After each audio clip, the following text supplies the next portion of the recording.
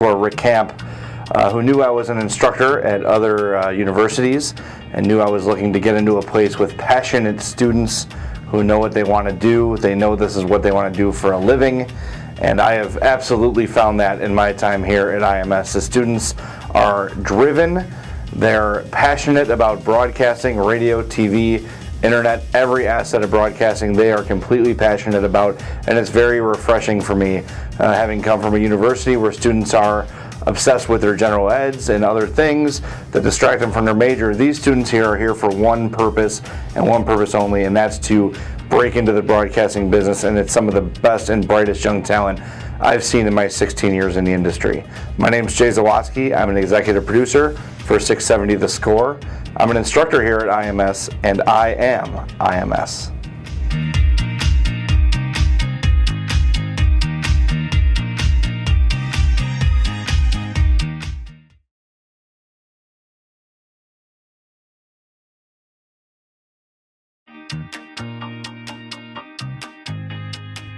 I came to Illinois Media School because I want to give back to the current students.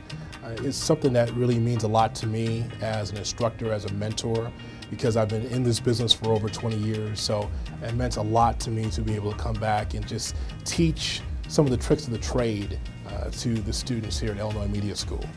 I've enjoyed my time tremendously here because I'm able to speak one-on-one with the students, having that personal touch, telling them about some of the pitfalls of the business, some of the positives of the business as well.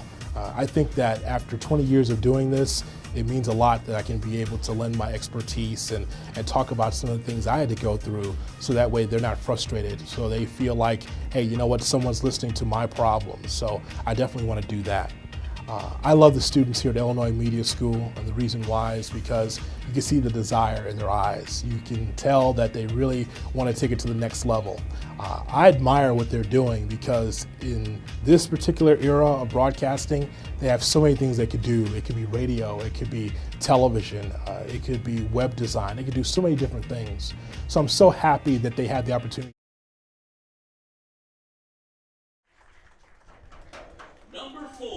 Welcome one, welcome all. We are live here on SportsTownChicago.com to Pete Ferrari alongside one of our outstanding color commentators. Excited for him to be joining the broadcast booth for the first time ever.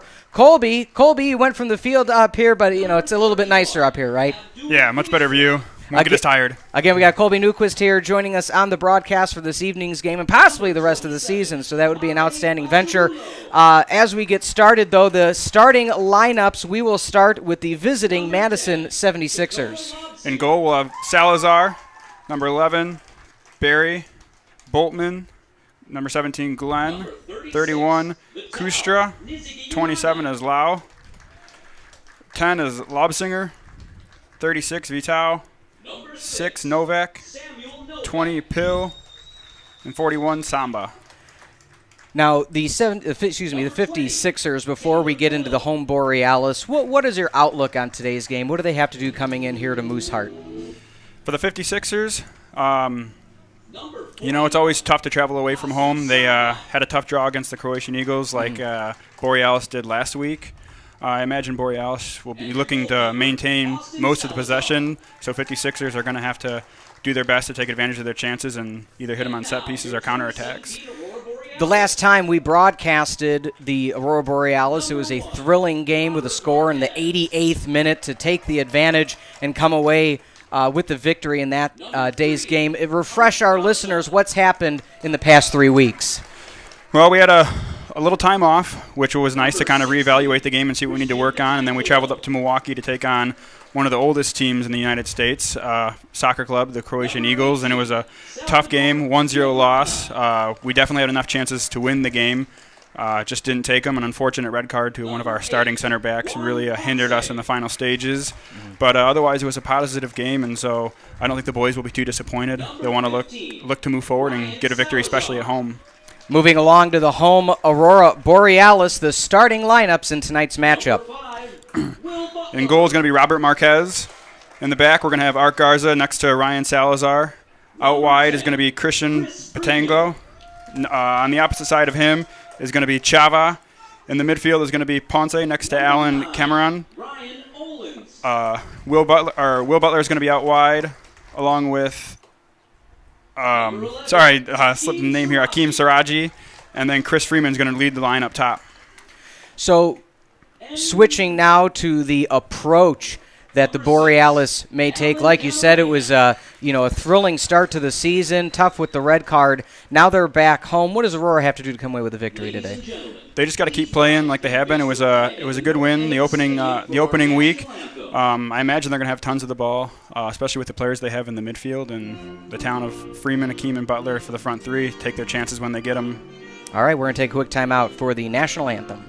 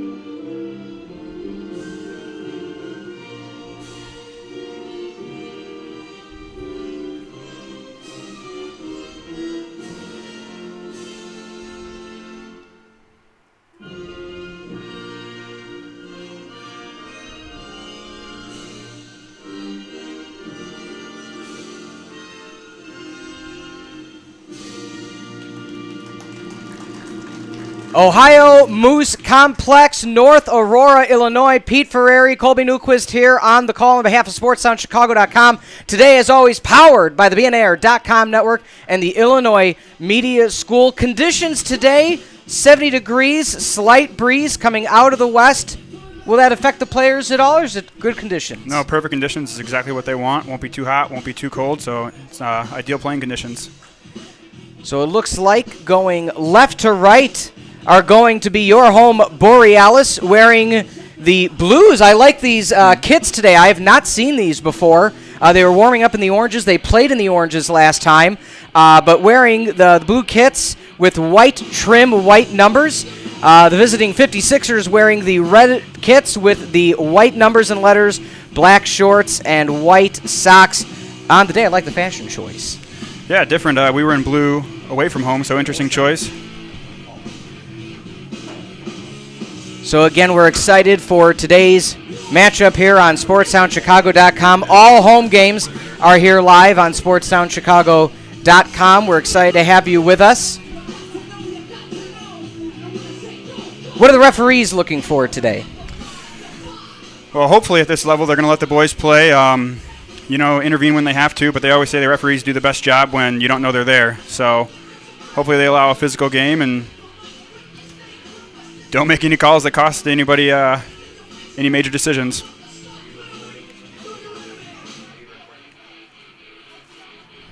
As we look through some of the outstanding sponsors we have today, I want to remind everybody this game also brought to you in part by Chick-fil-A out of Batavia, 185 North Randall Road, Batavia, Illinois, 60510. You a fan of Chick-fil-A? Yes. Okay. Big fan of it.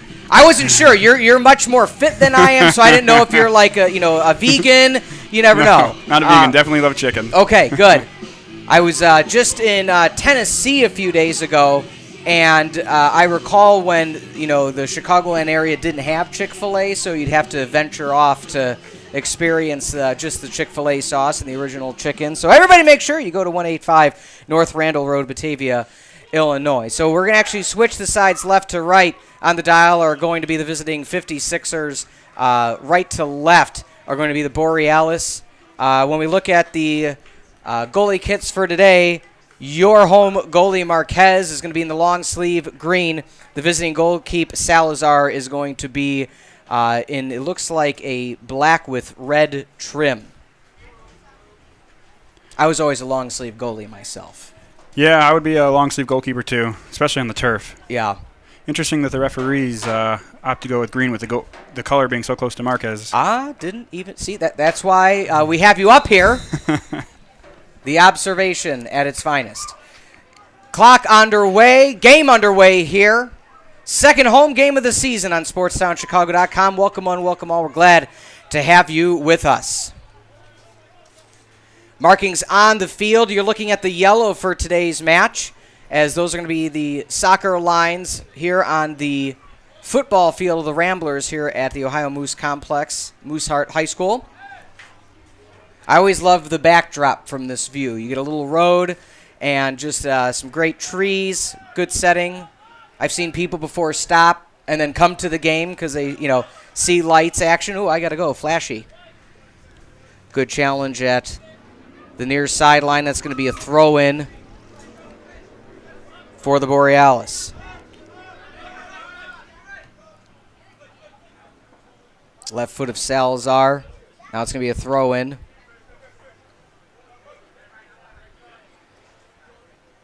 It'll be interesting to watch. Olan's playing just behind the striker there. His first game for Borealis. He's been well. He's done well in training, so it'll be interesting to see how he fits into the team today. You mentioned the training. He was not part of the roster or active roster, one could say, being his first game. What would you suggest if you were to give him some advice right now as to how to handle this situation? Just enjoy the moment and stick to your instincts. I think sometimes people read into it a little too much. They overthink it and, they get in their own head and make silly mistakes. But seeing him in training, he's been a good player, makes good decisions with the ball. So as long as he sticks to his instincts, I think he'll be okay.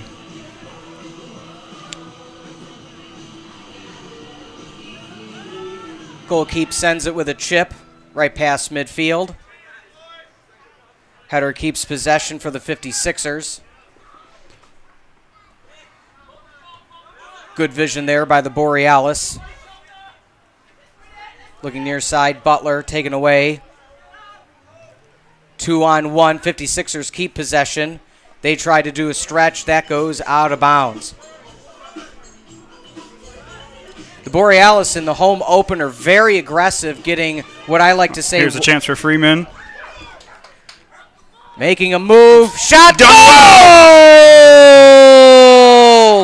Light him up, you Borealis. 1-0. And he's dancing and grooving. Talk us through it. I was going to ask you what could be a pacing of today because it was 1-0 in the 8th minute of the first game of the season. Here in the 3rd minute of the game, already a goal. Talk us through the replay, Colby. Was a lovely long ball through, and Freeman known for his pace, and he's tricky in the box, and it's a great finish as he comes back to his favorite right foot and just curls it into the far corner. That's what he does. He's not a traditional center forward, but I think Shadeo picks him because he gets in behind and he's clever in the box. Outstanding camera work by our crew here today, powered by the Illinois Media School. I was just going to say, game 1, the opening night, they scored in the 8th minute, almost had a second one, but they are called an interference. And already we have a foul, waiting to see. It's going to be a foul against Olans, and it'll be a good position for Borealis. You would fancy they may put it in the box, maybe have an effort on the near post here, but I imagine it's going to go into the box. When you have a 1-0 lead this early on in the contest, what's the mindset? Keep building? Do you try to get defensive this early? Talk us through it. No, you got them down on the rope, so you go for it. You try to get number 2 right away, and then if you can get 2, you get 3, and then it's smooth sailing from there. Oftentimes you see it's a good ball in. And header! Light him up again, you Borealis. 2-0. You were just saying how they need to go and be aggressive, get that second goal. Unbelievable. Colby, again, talk us through the attempt. It's a great ball in from Garza, and he follows Batangelo at the back post, and he makes no mistake, unmarked, free leap, and he's never going to miss from there, is he? Unbelievable. Batangelo with the second goal in the 4th minute. So in the 3rd and 4th minute, we are already at a 2-0 score. If you're the 56ers right now, what's going through your mind? Seems like they haven't even gotten off the bus yet. But they're going to have to settle down, get a little bit of possession, and weather the storm. The last thing they want is Borealis to get another chance, and here they are behind right now. Here comes the 56ers with a left foot attempt that was blocked away by the defense of Aurora, and it's going to be a corner. It looks like switching off to take the corner is going to be Pill. How are you looking to defend? Are you marking high, marking low? What are we looking at? I'd like to do a combination of man marking and zonal. Your ball winners zonal so they can go attack it. Woo! Good attempt there by Allie Berry. Just goes wide right.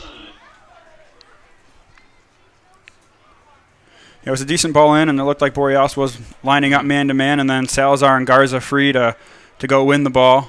But it was a great ball in, and 56ers almost pull one back right away, which would have been a great response for them and a bit unfortunate for Borealis. As we continue along here, sportsoundchicago.com. Thank you for joining us at home. And here's the replay of that corner, that header just going about 2 to 3 feet wide. It's a great ball from Salazar across field. Akeem can't hold on to it. Looking for the pass. Bouncing far. Garza on the defense. Goes back to Marquez. Marquez sends that one too far. It's been an interesting transition for Garza. He was played behind the striker last year in the attack, and now here is at center back. But I know he played a bit of defense in college. I think he's provided just a little bit of steal back, that continuity too. High throw-in. Borealis with possession. 2-on-1 challenge. That tips out. That'll be another throw-in. Oh, yep. Took me a second there. Throw-in's going to be Camarena. Calling near mid is Salazar. But taking possession is the 56ers. We haven't even seen what type of passing they have so far. Only the one attempt off that corner. High chip. Yeah, I know it's been a couple weeks since our last game, and sometimes that can go against you. I know people like to think that a couple weeks break, you can sort things out, you can get rest, get players back from school and whatnot, but it seems right now they were just a bit shell-shocked for that first 5 minutes. Coming to the game a bit more now, a few more passes, a couple chances from that corner. So the coaching staff pregame, I know I saw you down there with your team. What was the talk? Was it let's get on the board early and continue it going? Was it let's find a pace? Yeah, it's always set the tempo early and always get early goals, but the biggest thing in the team right now is focus and start strong, and that's what they've been great at home so far. And even last week when they were against the Eagles, had plenty of chances early on, just didn't capitalize on. The game could have gone much different had we scored early on. 2-0 your score. Again, goals in the 3rd and 4th minute of the match. Possession stays with the 56ers.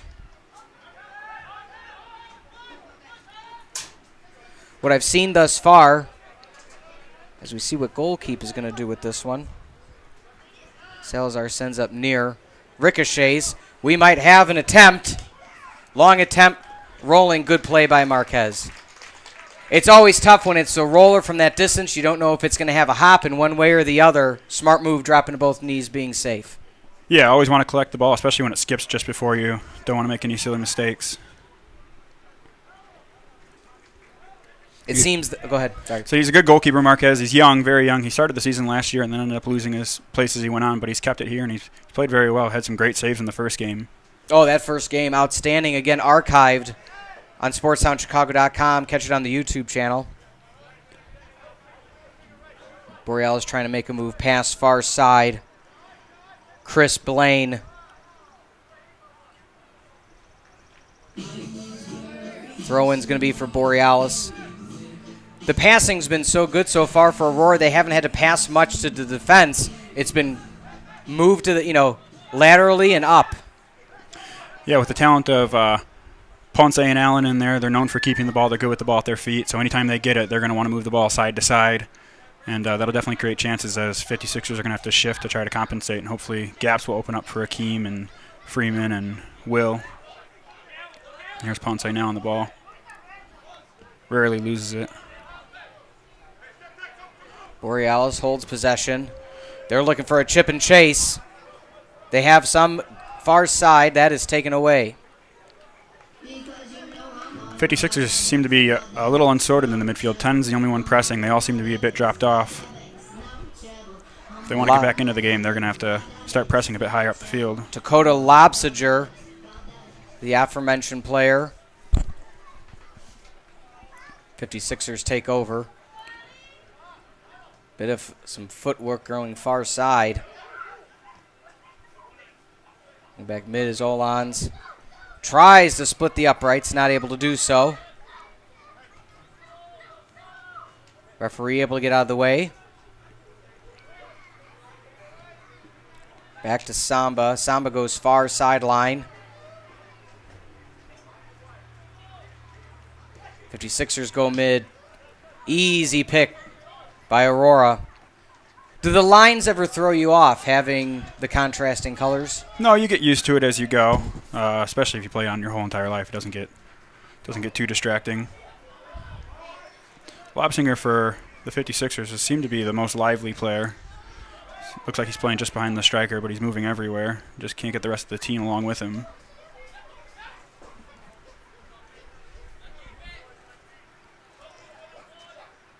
Thoughts on the shoes for the teams? I know one of our viewers in Game 1 asked team decision, coach decision, personal decision. Shoes? Yeah. All player decisions. Okay. Yeah. It used to be a long time ago you only had black and white, and now you have neon as Christian supporting now and a few other players. Don't forget to get your Chick-fil-A ball at the I like black shoes. Black and white, nice and simple. For the Chick-fil-A halftime ball toss. Aurora trying to find outless pass, not able to do so. That one's rolling near. Throw-in's going to be for Aurora. Aurora had very good throw-ins in Game 1. Seeing some of that continue here. Yeah, Salazar has a huge throw, and you get to treat it like a set play, especially when he gets in towards the box. So anytime there's a throw near the box, it's always dangerous. Good defense there by the 56ers. Outstanding move again. The fancy footwork by Lowe, and that's going to be a throw in 56ers. He took that 3/4 of the field himself.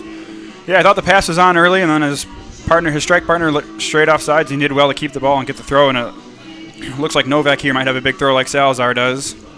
We'll see how Borealis defends it. And save. It's a great chance. By Marquez. I don't know if Kushra was expecting that ball to come through. Had he may have been able to knock it home. Good save from Marquez, though. 2-0. Still your score here at the First, SportsOnChicago.com. On the BNR Network.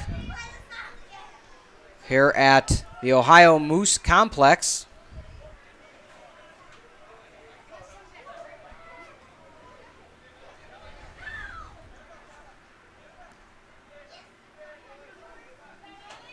With the 2-0 lead, are they going to change the approach? It looks like they're still running. Is it a 4-2-3? What are we looking at?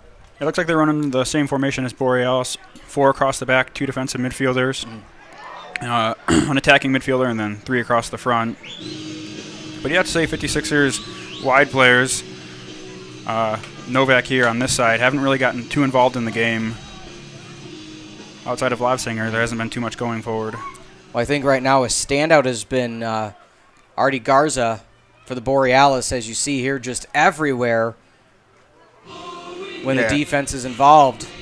Yeah, he's got a lot of experience, played for a while now, and he's got a good level head about him. He's a real leader back there. Do you take a different approach on the corner kick, already being down 2-0 this early on in the set? No, just throw bodies in there and hope one of your big boys get on it, and 56ers do have some big boys. Novak swinging back, trying to clear out. High header, and that one's going to go out. We'll probably have another one. But they're going to want to get somebody attacking that space. That's a great ball in there right at the top of the sixes. That sure was. Well, you saw Novak, going far to near post, trying to, maybe allow it to come in. Nobody swung around. If somebody would have swung around, you could have had a very good chance. Yeah, you think they would be aiming for Barry or Lowe, but neither of them seem to be anywhere close to the ball. Smart play, very smart play by Camarena, just boxing out the boxing out the offender, allowing that one to be a throw-in. Fan appreciation night here. Still some free Aurora Borealis totes available. So if you're watching or listening at home or on your mobile device, stop on out. Plenty of seats available and a tote. It's a good ball out wide from Barry. Garza there to intercept, and here's Akeem. Here's what he does well. He loves to run at defenders. Oh. Great skill. Does he have it? Chips away, and that one. Good goalkeeping from Salazar. Came off his line quickly, smothered the loose ball. Outstanding play. But that's where Borealis are going to be dangerous. As 56ers starting to come in the game a little bit more, Borealis is going to be very dangerous on that counterattack with Akeem, Butler, and Freeman. Oh, when you saw, if you're the goalkeeper, so if we're Salazar and see such a strong attempt, you almost have to be that aggressive because you know he's got an outlet pass at some point. Yeah, almost acts sometimes as a sweeper keeper. The only issue is there if he gets that wrong, then he's off, or Akeem's gonna put it away. It's a great ball in. Shouts for a penalty. That was close. No call though. Ref's letting him play. Yeah, I think it was more slipping as he came down on the turf. I think the referee's done a good job there. Some one-on-one action, allowing the 56ers to get possession. Pass far side. Very long strides by the 56ers. Good defense again by the Borealis. And there's Garza. It looks like he's hurt his hand, but that's great defending from Garza again. Well, it's a good thing you don't need those. Yeah. 17th minute of action, still 2-0, Borealis. 2 goals early on, much like, what an aggressive throw-in, and that one goes far. What a throw-in, Colby. Some definite heat behind it. Yeah, it's looking like 56ers are going to be looking to attack from. Unlike the corner, this time they got someone on it and almost pulled themselves level. Marquez does a good job of reading that's going wide and lets it go. As we saw on the replay there, I don't know if the 56ers were expecting to have that opportunity so close. Header back to mid. Garza maybe with a bit more time than he expected, but nothing wrong with the back when clearing it out if you're not sure. What's one thing I saw in the first game of the Borealis and seeing it thus far here? They are not prone to making mistakes. Playing within themselves, not having to get aggressive. And I truly think that's what allowed them to get the go-ahead goal in the first game, was that they kept it within themselves, and when the chance came, they took advantage of it. Yeah, it's all defense is about. You don't make any mistakes. You give yourself a great chance to at least draw the game, but that's what they've done a good job this season of defending well and hitting teams on the counter. You were mentioning Novak. Haven't seen a lot from him. A header attempt there, frustrated with himself that went too near. Haven't been a lot of challenges so far on Marquez in the day. Some George Michael to get the party going. A lot of 80s themes in the opening night game. Let's see what the musical selections are today. You probably never heard of him. You're probably much younger than most here. Yep.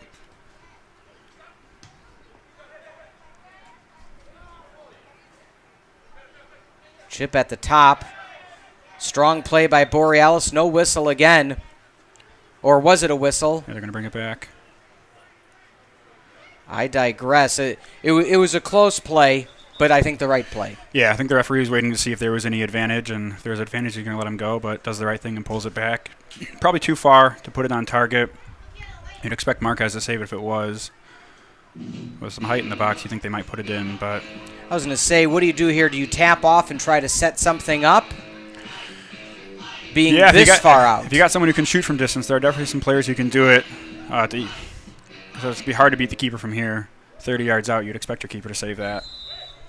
See, that's the benefit of the markings. You know exactly how far things are. Looks like they're going to go for it, though. 56ers, they are going for it right into the gut of Marquez. Yeah, it would take something special to beat him from there. I was watching the International FIFA Championships for EA Sports last weekend, and Messi was able to make some of those. Yeah, well, if you have Messi's talent, then you should probably be trying it from that distance. Are you a FIFA player at all yourself? Yes. Yep.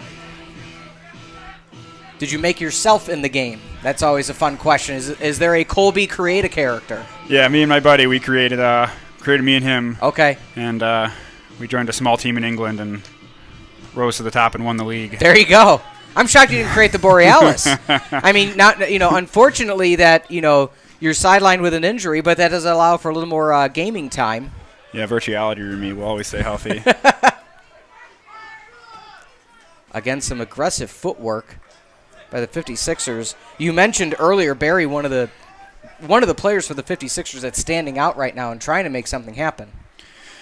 Yeah, he's done well when he has the ball. I think sometimes maybe he's holding it just a bit too much. He's trying to create something, but in his defense, there's not too much movement outside for anyone outside or his defenders getting up the field, which I'm sure he's wanting to see, and that's a very good hit from Allen. But, he's going to keep going, and if he can link up with Lowe or Lobsing, then, they might get a chance. But as of right now, it's pretty stifled in the attack for the 56ers. Beginning of the 22nd minute here, still 2-0. Your Borealis on top. I was excited when I got the email from Tim, the owner of the team, letting us know that you're going to be joining the broadcast. What's it like playing for Tim?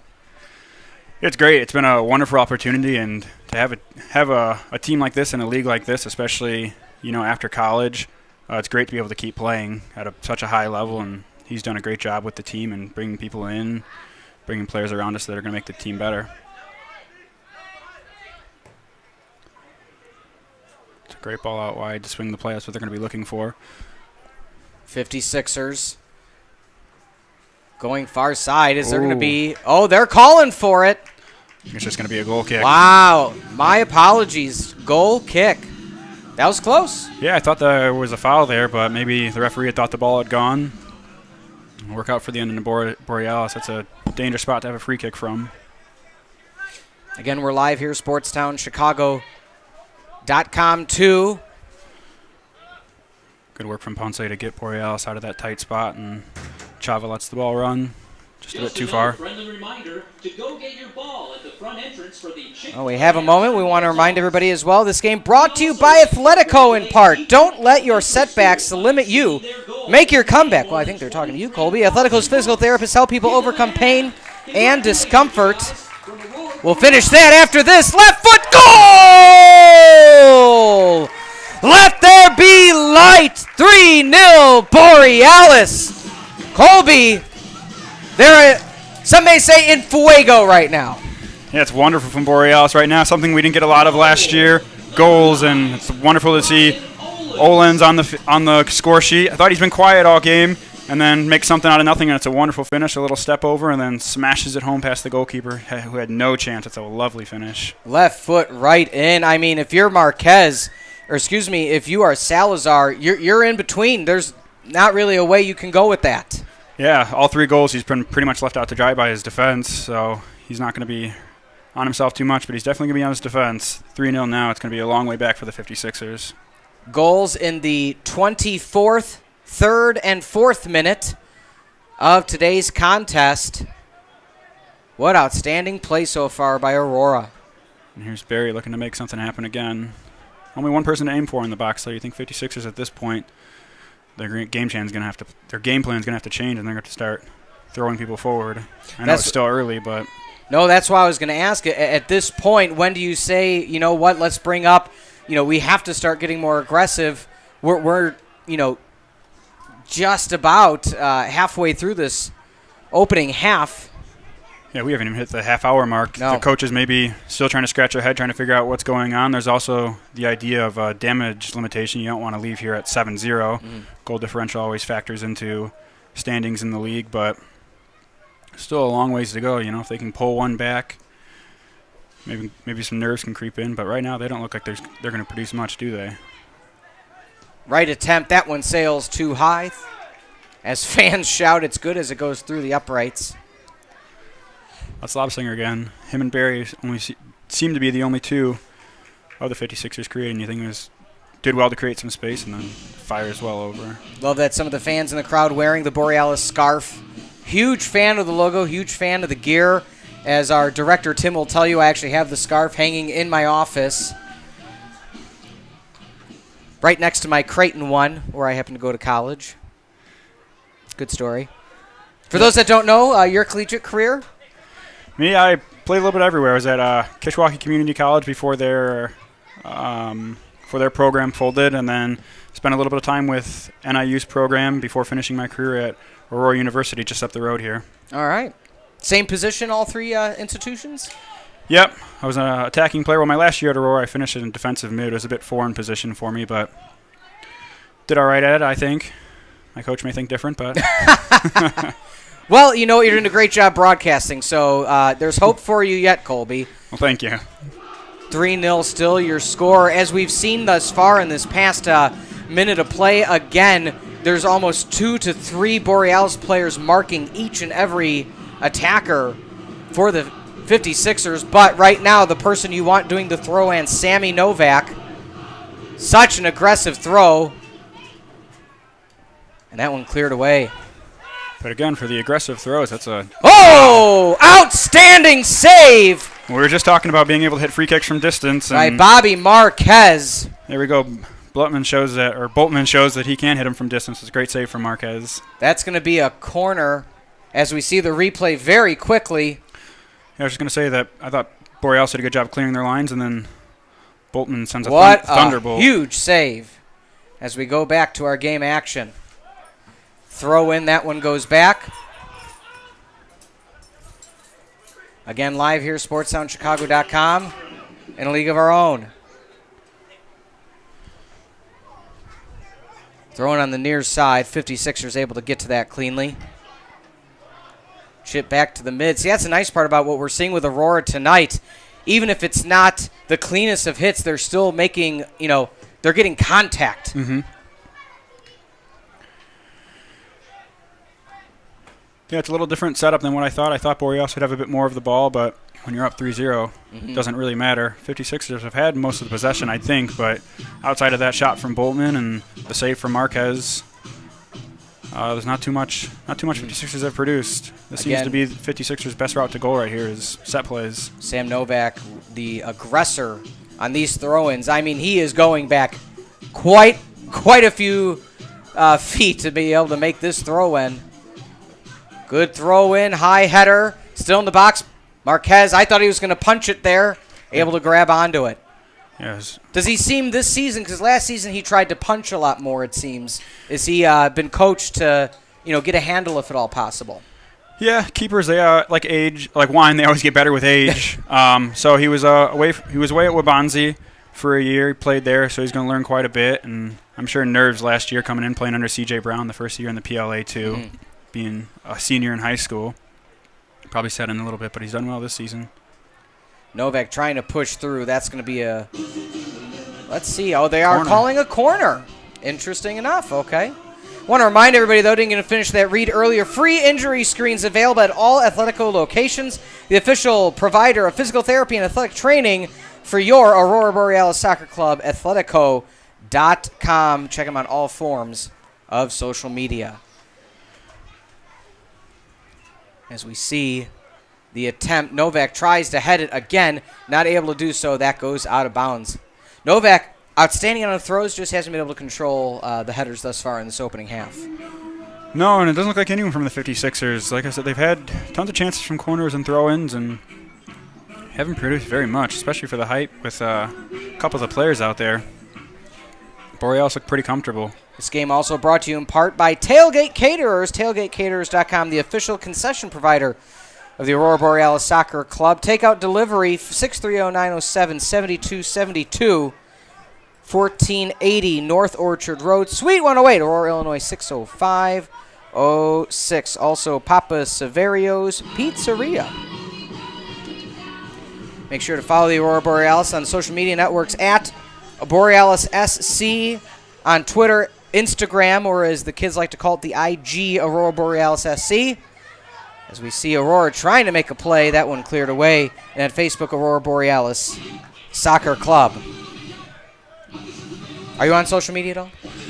Twitter. Twitter? Yeah, I got rid of the Facebook and the Instagram. Okay. Very consuming.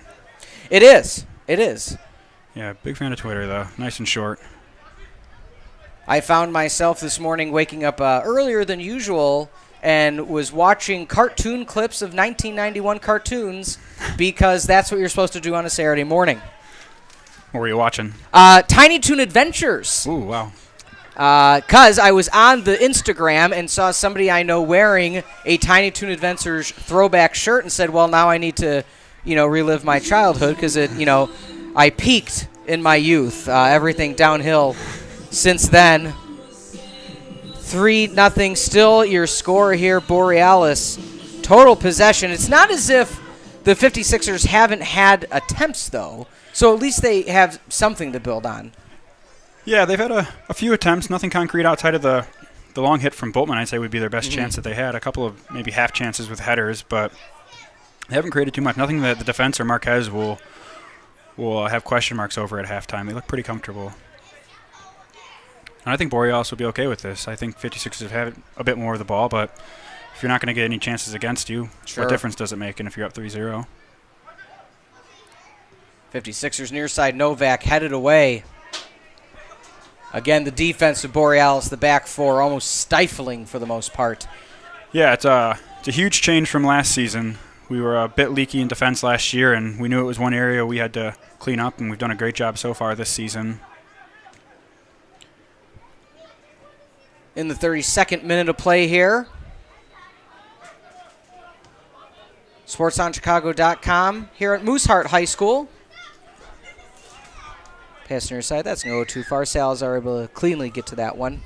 And it's not as if Salazar has had a poor game thus far. It's just been outstanding offensive play by Aurora. Yeah, you have to say all three finishes. There wasn't a thing you could do about them. Two of them into the top corner and the header off the inside of the post. Here's Akeem in tons of space. Making a play outside, no whistle. Oh, there it is. Well, now there's a question mark if it's a foul. Was he the last man? If he was, maybe retribution. I don't think he's going to get a red card. All right, here is what we were just talking about here on your screens. Well, you could make the case that was a goal-scoring opportunity. There was a trailing defender. Yeah. Be very harsh on the 56ers to go down to 10 men at this point. Yeah, they're... I wonder what's being said in that huddle right now. I mean, you do have players from both squads. Yeah, 56ers look like they're protesting the foul. It seemed pretty straightforward. One last reminder, so definitely in shooting range. Chick-fil-A ball for the ball toss at halftime. Akeem has it a dangerous left foot.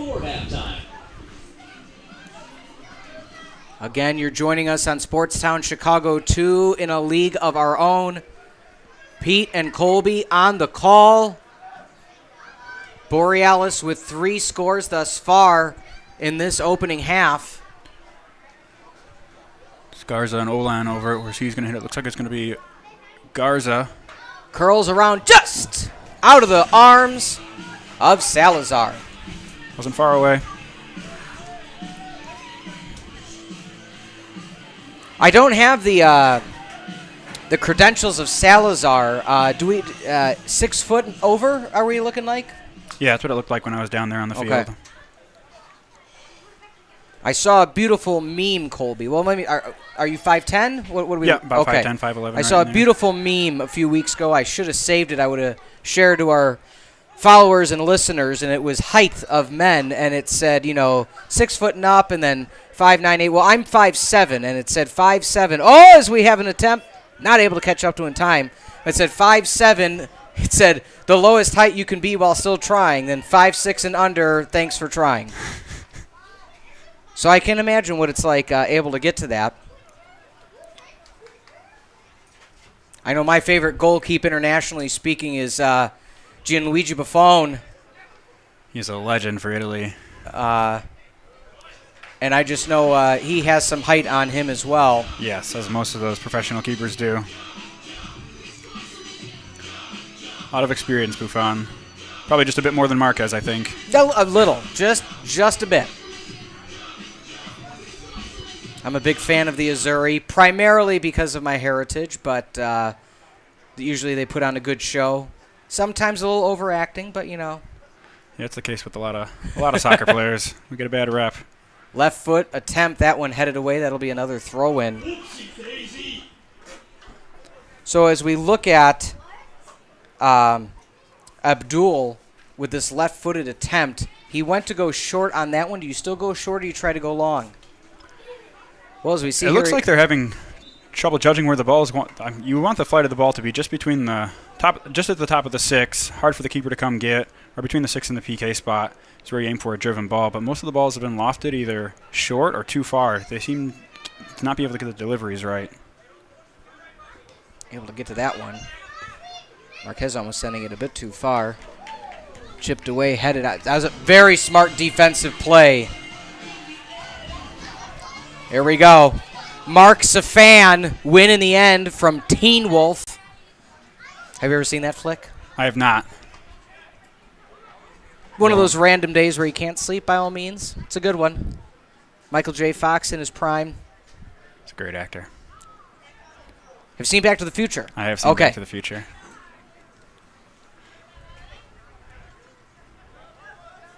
The 50. DeLorean. Absolutely. 56ers wishing they could go back in time and wipe away these 3 goals. But either way, they have the far side. Left foot attempt. That one is going to go right back to Abdul. They're trying to pass, and they're not finding much between the Borealis. It's a great ball to the back post, and it's good defending from Petangelo. We can see the corner, but Borealis will take that. It's a great ball in, good defending. Let's see what we're looking like here.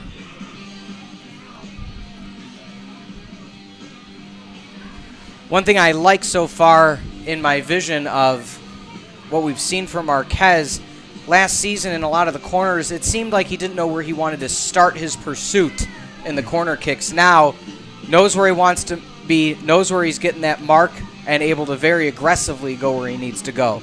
Yeah, a year. Oh, it's a good save. Wow, huge save by the Borealis. That one's just off the line. As that trickles out of play, as we see the replay here, quickly on that corner. 56ers applying a bit more pressure. A couple decent balls in. Off the right foot, and again, Marquez just able to get his left foot. It's a good kick save. Did a good job being aware, but going back to the point you were making on starting position on corners, I think it comes down to just confidence as well. You know, being in the team last year, going away to college, you know, being in high school last year was probably a bit tolling on his confidence, and now he seems to be a bit more confident, especially walking around at training. And it's showing. What is the current age range of your teammates for Aurora? Right in the age of 20 to 23, right in there. A couple of them who are just under, a couple just over. I take the cake at 28. Okay. The wily veteran of the squad. Yes.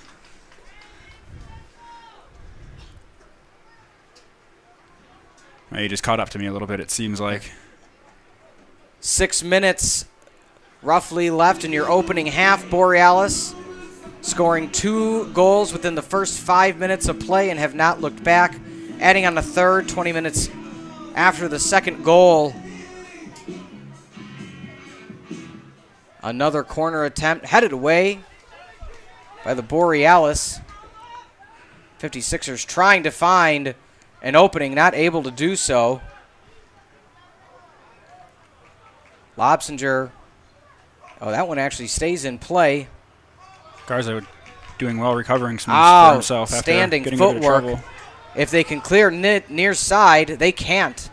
They had a streaking Borealis player. Oh, and here we go. Here's a chance for Lobsinger. It's a great ball. Great defending from Petangelo. That was a tap-in. Aurora showing their prowess on both sides. Lovely from Butler. Just gives past 2 defenders. Makes it look easy. Aurora using the sideline to their advantage as they cross midfield now. Garza venturing far forward. That might be a pull down. It is not. Play continues. 56ers. Tap back to Marquez. As he's looking for Novak. That one sails a bit too far. As we have a whistle, a Borealis player down. It looks like Siraji. I have to wonder what's going to be said to the 56ers at halftime. Down 3-0. What do you what do you say? Yeah. Just watching that last corner kick, and it seems to be the last couple of them. I know I keep bringing them up, but there's only one player who is really moving in the box to go get the ball. For all the chances they have with the long throw in the corners, they're going to take bigger advantage, more gambling, take bigger gambles. I mean, they've had quite. I've not, unfortunately, kept track. They have had at least half a dozen corners. Yeah, and throw-ins. And aggressive throw-ins by Novak.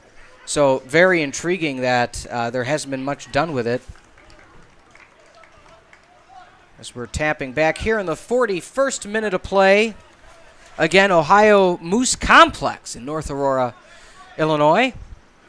Neither of the forwards challenging the ball there. Easy for Salazar.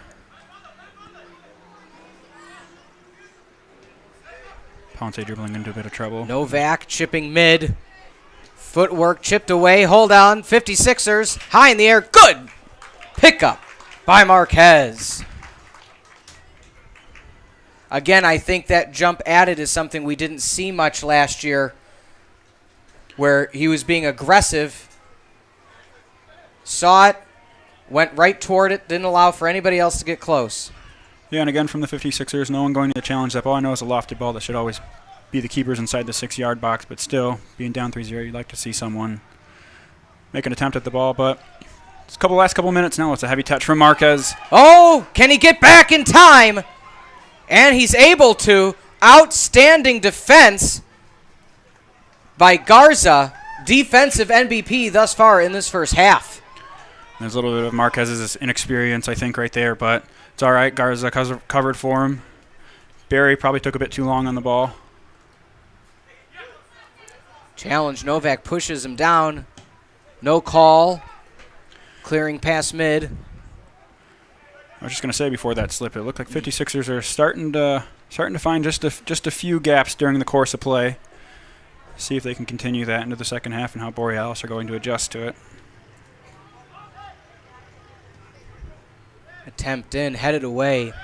It seems a lot of the far pass attempts are just not clearing the defense. No, it's a hard ball to hit across the field, too, and very limited space once you receive that ball. Borealis are doing a good job of having the initial player go to head the ball and have someone there for cover just in case they miss. It's a heavy touch from Garza. I'm anxious to see if Butler's going to have another attempt. Again, Willie Butler had the game-winning goal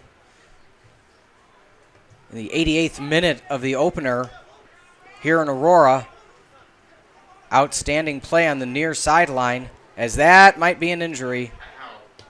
As we see Boltman took an extremely awkward slide. Let's hope he is okay as play continues. Yeah, it's a painful one when you're touching like that. It's a problem with the track being right there. It is. I mean, it is possibly 1 yard. I mean, yeah, if that. Exactly. Yeah. You have a better judge of that than I am. But, you know, you have 1 foot on the field turf and the other hit the track and just go. I mean, again, you look at in other sports, somebody like Reggie Bush who, you know, tore out his, you know, almost his entire leg having slipped in St. Louis 2 seasons ago. He's trying to make a comeback now full-time in the NFL, but, you know, luckily no injury there. As we're about to approach the final minute, guessing 2 minutes of stoppage play? Yeah, should be about where we're at. A couple of goals. Usually in the first half, stoppage time is pretty low.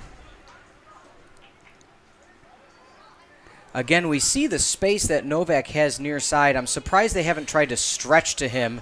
As they do there, he has an alley, takes the shot, ricochets! It almost ricocheted. It did ricochet off a Borealis player, I believe. Yeah, it looked like Butler might have gotten a touch in there. I believe it was Willie Butler.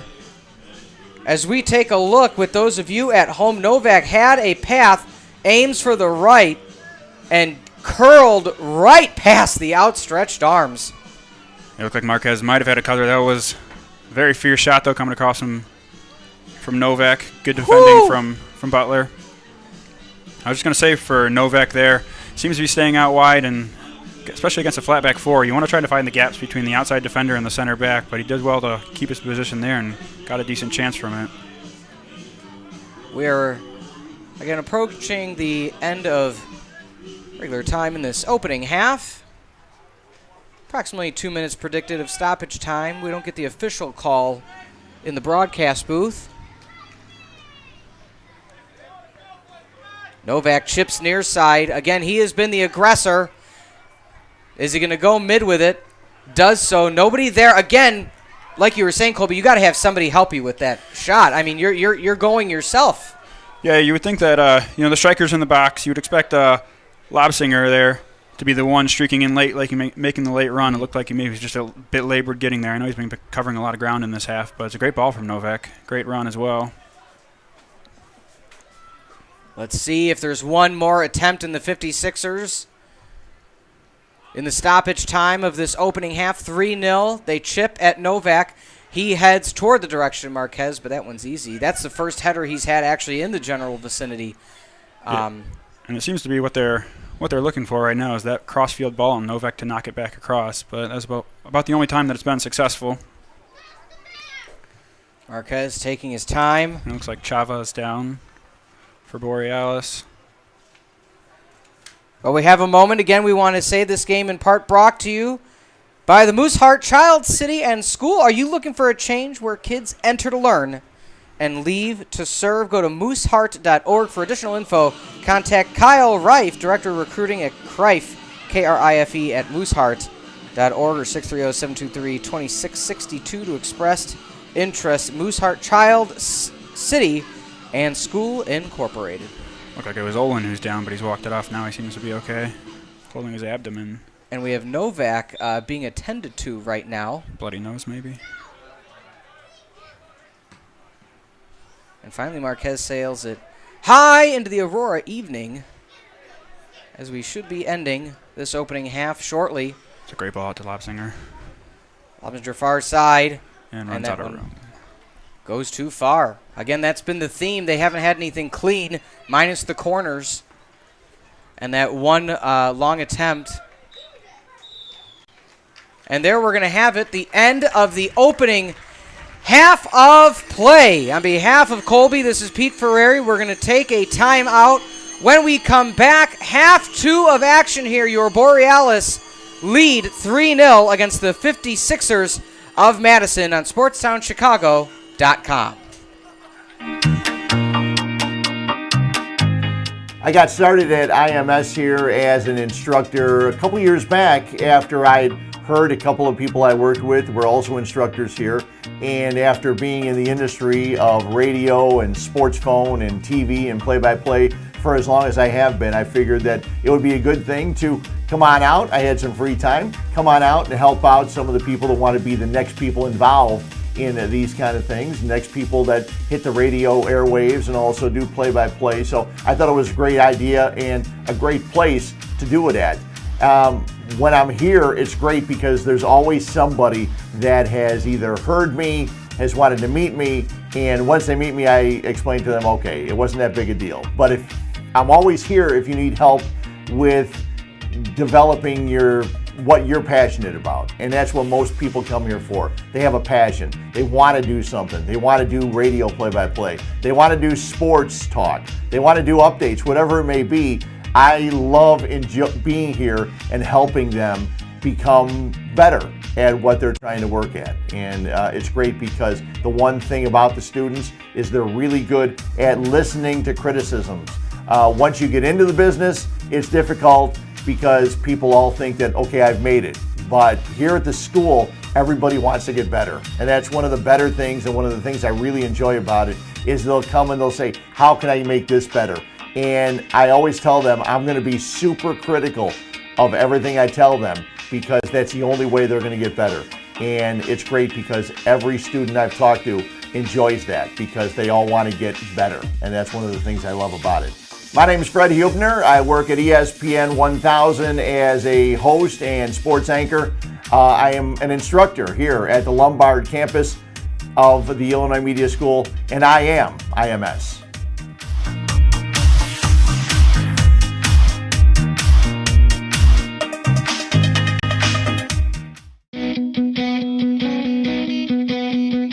How did I hear about IMS? Well, it was about 16 years ago, and I was doing college radio just for fun. Had no purpose whatsoever until a buddy of mine, Dave Durov, who signed up for classes that same time I was there, told me about IMS, and I signed up.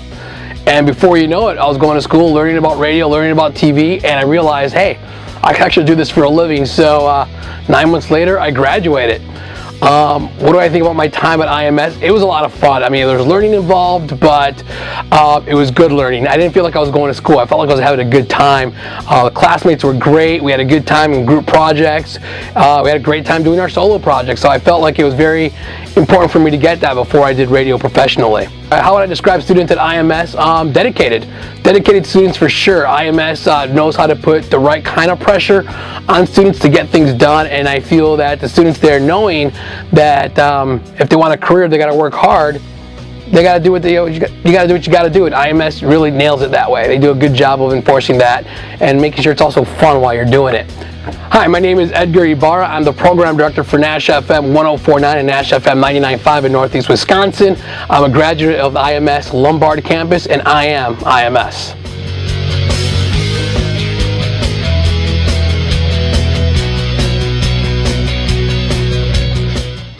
The reason I'm out here at the Illinois Media School is the radio business, while there are hundreds, maybe even thousands of stations, the people in the business is a small, tight-knit group. Everybody kind of knows everybody, and I love the opportunity of being able to connect with people who have a passion to get into this business. I had great instructors as I came up through the ranks, and I really enjoy the opportunity of being able to give back, connect, share the experiences I have, and actually learn from the students as well. I think it's great that we're able to learn from each other. Your Illinois Media School students, the age range can be students who have just gotten out of high school to people who are looking for a new career option or looking to add to their career placement. They want to get involved with media, whether it's radio, television, in front of the camera, behind the camera, and that's what I think is such a great opportunity out here, is the fact that you can do radio and television, but it's not your choice. They require you to do both. I wish I had the TV and camera opportunities that the students are going to get here, plus all the hands-on activity. My name is Dustin Rhodes. I'm the executive producer with the Mully and Hanley Show on 670 The Score, and I am IMS.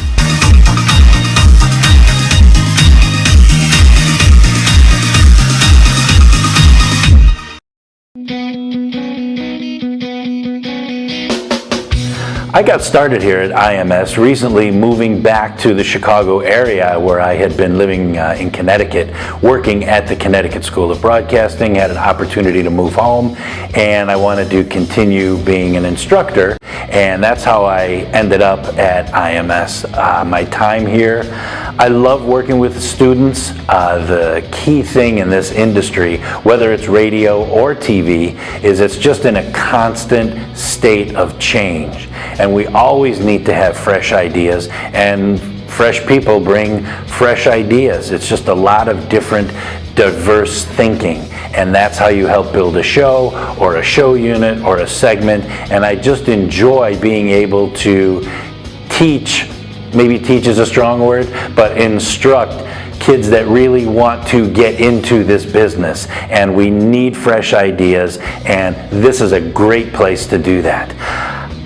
The students here, you know what? There are students here who are fresh out of high school. There are students here who have maybe been out working in the real world, doing whatever, selling insurance, being a police officer, whatever it is, and decide that, hey, you know what?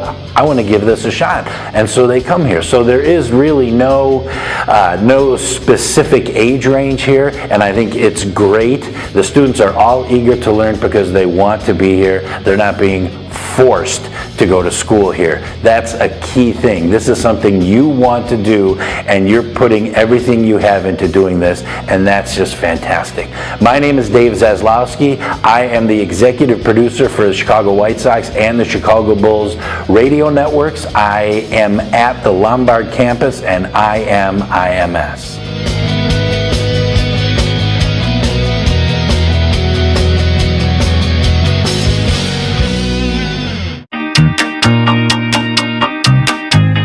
So I originally got started out of the Illinois Media School, formerly the Illinois Center for Broadcasting, through a radio ad that I saw on The Score. At the time, I wanted to be on the radio because that sounded super cool. But while I was at school there, I got to learn lots of other skills, and that got me interested in directing, which is what I do now here at WIFR. I am in charge of the newscasts and prepare them and execute them during the live news shows. While I was at Illinois Media School, I was able to get the basis of skills that allowed me to get this job, and I learned how to operate cameras and work on the equipment, and that helped me greatly in getting this job. As far as school students, you know, you got a chance to meet with lots of different types of people and you know, collaborate with them and work on projects together, and I feel like that gives you a great chance to learn how to work in the industry, because you're always going to be working with people, and it just helps you get a feel for what it's actually like out there. My name is Ben Force. I am the Senior Director at WIFR in Rockford, Illinois, and I am IMS.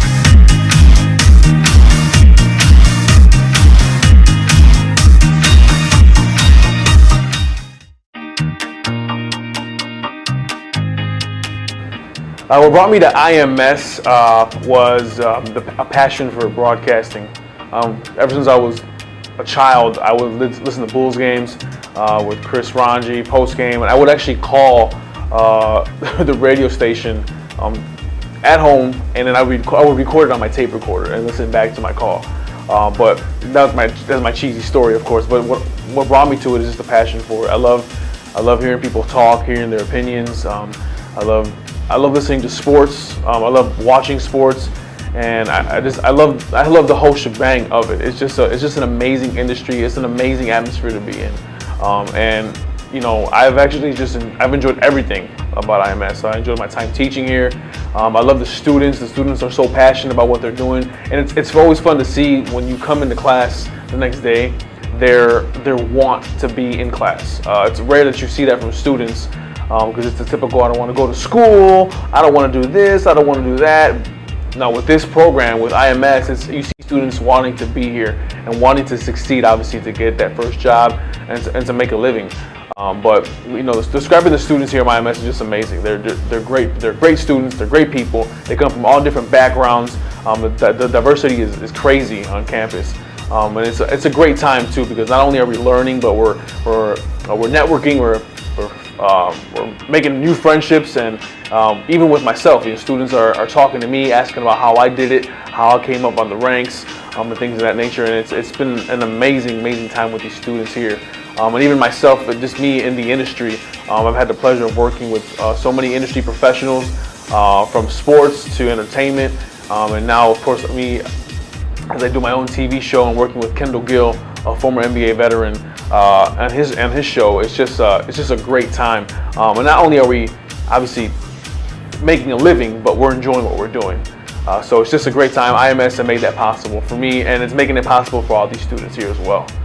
My name is Tony Lopez. I am the host of TLO TV and the host of The Parlay featuring Kendall Gill, and I am IMS.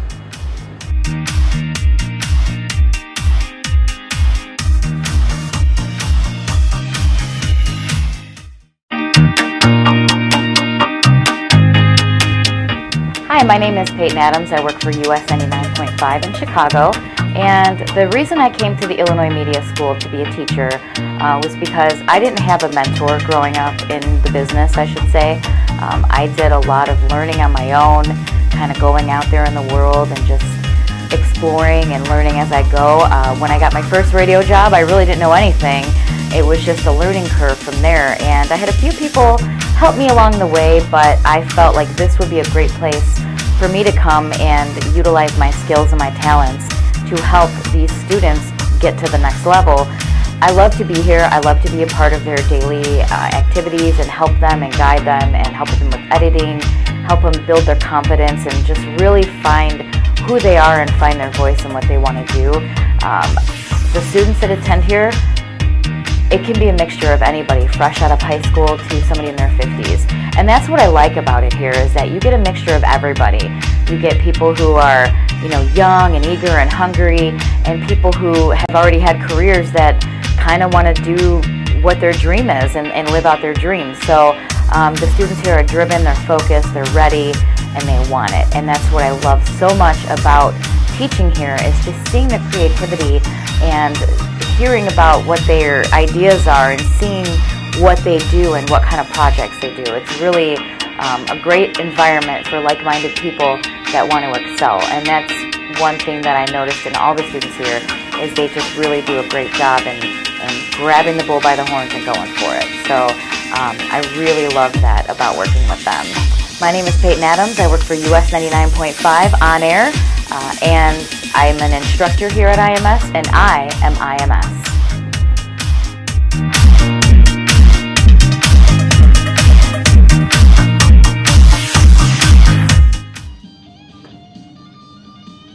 Welcome back. Pete Ferrari alongside Colby Newquist. We are here with your 3-0 lead for the Aurora Borealis. It was an outstanding first half if you're a Borealis fan, not so much for the 56ers.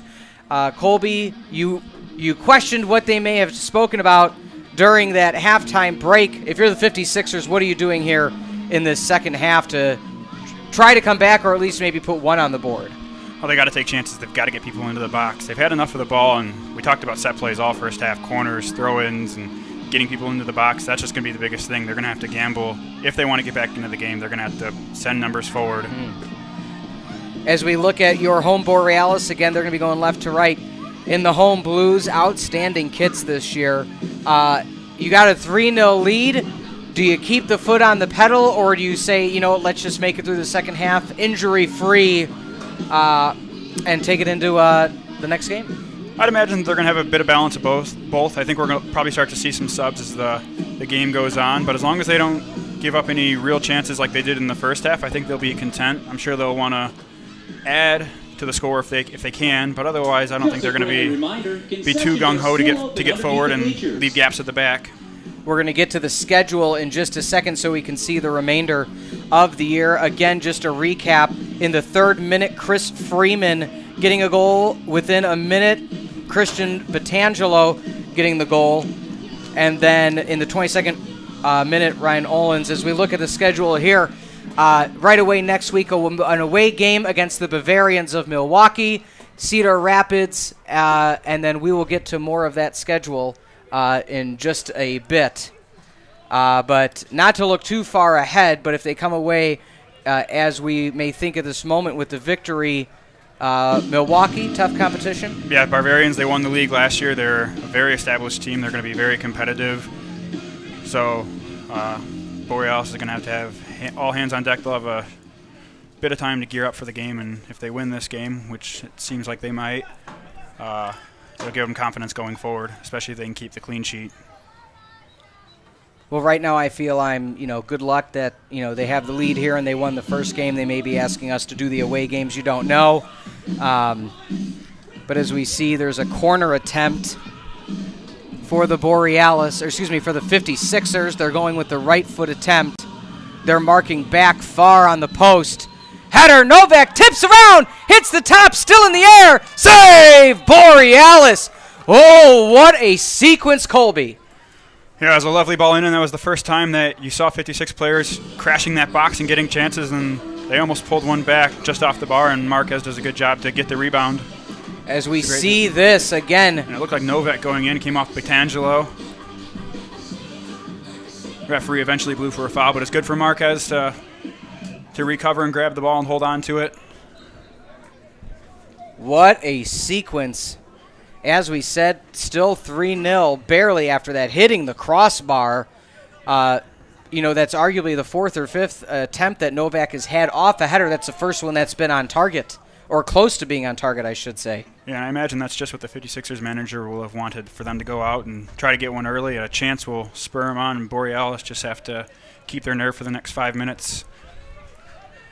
We may be calling a lot of 56ers attempts in the second half, being down 3-0 as we're now in the 48th minute of play. We thank you all for watching and listening on the SportsTownChicago.com, part of the BNAir.com network, and for all the fans in attendance here at Mooseheart. When I first heard of this facility and stopped here and met with Gibran and Tim, what an outstanding facility for you guys. Yeah, it's amazing. It's one of the nicest complexes in the whole league, everywhere we've traveled to. Great location, too. Picked up by Salazar. Confusing, though. A lot of people don't know Mooseheart is its own individual town. We're here in Mooseheart, Illinois. Sure. Everyone's always wondering where we're playing at.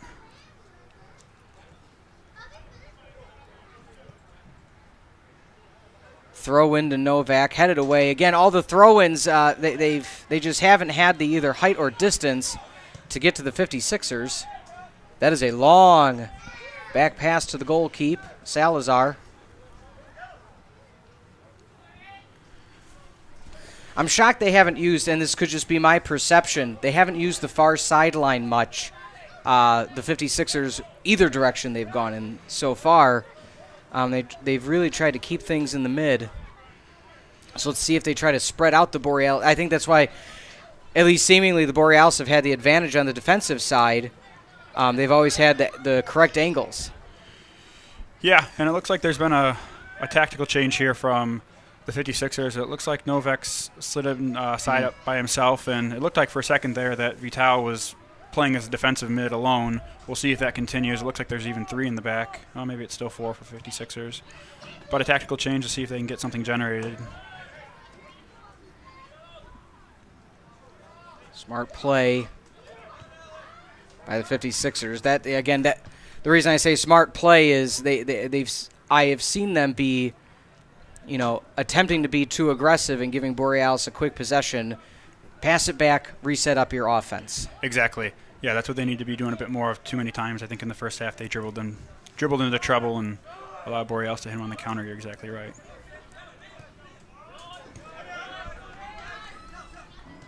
We see the mids. Oh, we have a whistle. I was just say the mids are playing a lot on both sides of midfield right now for the 56ers. You need it. But at least if you're a 56ers fan, they're taking the aggressive approach. As you said, there's 2 ways they could have gone. Cut your losses, settle for the 3-point differential, or like they're doing now, trying to make an effort. Yeah, and it's great to see. It'll be good for the game, good for the second half. They'll probably be a bit more stretched, which will, I'd imagine, provide chances for Borealis on the counter, like the first half. But 56ers look just a little bit more fired up. You see Vital covering quite a bit of ground there in the middle already in this half. A bit more communication, a bit more life from them. At any point, do you say to yourself, we have a healthy bench for the 56ers, make a substitution? Yeah, it depends what they got on their bench. But I imagine they're going to go there soon because something's going to have to change if they don't start to pull one back. If that's the game plan to go for it, which it looks like it is, they're going to have to change something up. Good pressure from Butler. One thing I like about the play at this level is, for the most part, even within last season, even if the team is down a goal or 2, they never seem to feel that they're quite out of it. Last year, there was a game 9-5, so there's always those opportunities in the PLA. Yeah, teams are much more evenly matched. The scores are hardly ever lopsided. So it always gives everyone a chance to stay in the game. One thing you like if you're an Aurora fan, though, is those 3 goals early, often aggressive, giving the goalkeep no chance. As it looks like we have a 56er down on the ground. I wasn't quite sure. Did you see any contact on that? Or no, I might have just collision of feet. I'm not sure. I didn't see it either.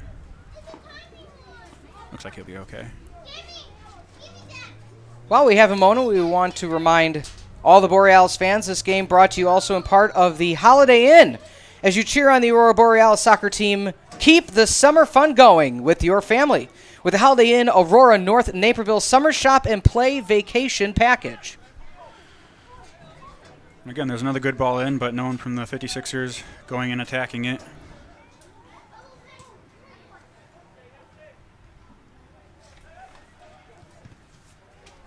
Haven't seen as much from Ponce and Allen as I thought we would. They've done well in the midfield, though, not to give up too much space, which is always work that goes unnoticed. Oh, we see a good crisp pass, but picked off. It's a good run by from the 56ers. Very good play by Glenn. That's one thing I like thus far in this early onset of the season for the Borealis. Very quick strike when they need it. At any point, somebody's going to be streaking down the side as they look for it there. Yeah, there's an abundance of speed and players willing to attack in the team, which is always nice if you can get a nice balance of defensive shape, which they've had in this game and even the previous games. Makes you hard to break down and dangerous on the counter. As we're going to have a throw-in on the near sideline. Outstanding Tenacious D choice. It's always interesting choices from the PA announcer. Some of it's a bit distracting when you're out there. You know what? I was going to ask that. You ever say to yourself, wow, you're going with this. Okay. As we see Novak on the streak, left foot, crossing. Attempt, and nothing there. It's a lovely ball. Actually, the ball's still in play as it didn't quite hit the far sideline. So can the 56ers... That ricochets off right into the Borealis possession. You will say that things have bounced Borealis' way thus far today. Can they have the pass? They have near side. That is going to be offsides, though. Yep. Are you familiar with any of Tenacious D's work? Yes, okay. I am. I may or may not have a Tenacious D poster also in my office next to my Borealis scarf. So you're a fan when this music plays then? I am. I will be okay with that one. That's the first time I've heard him play the D. If you ever get an opportunity, one of the most epic concerts I've been to. I know our director, Tim, prefers country, so for those country fans at home, I did see Low Cash perform this week. My brother's going on tour with Luke Bryant for work. Really? He's a performer? No, he's does the stage and lighting. Wow. So he'll be the stage manager or something along those lines, but he'll be with Luke Bryant for the fall tour. Okay, well, Luke Bryant, he may have a future in that industry. I don't know. Yeah. I hear he's got a song or two that's popular. Yeah, one or two. Here's Barry again, drifting past 3 or 4 players. Is he going to tap off and set up? No, he's trying to push through. Pass up to Novak. Is he onside? He is. Let's see the footwork. He goes baseline, goes in, shot. Oh! Questions. I believe it's a goal, and it is.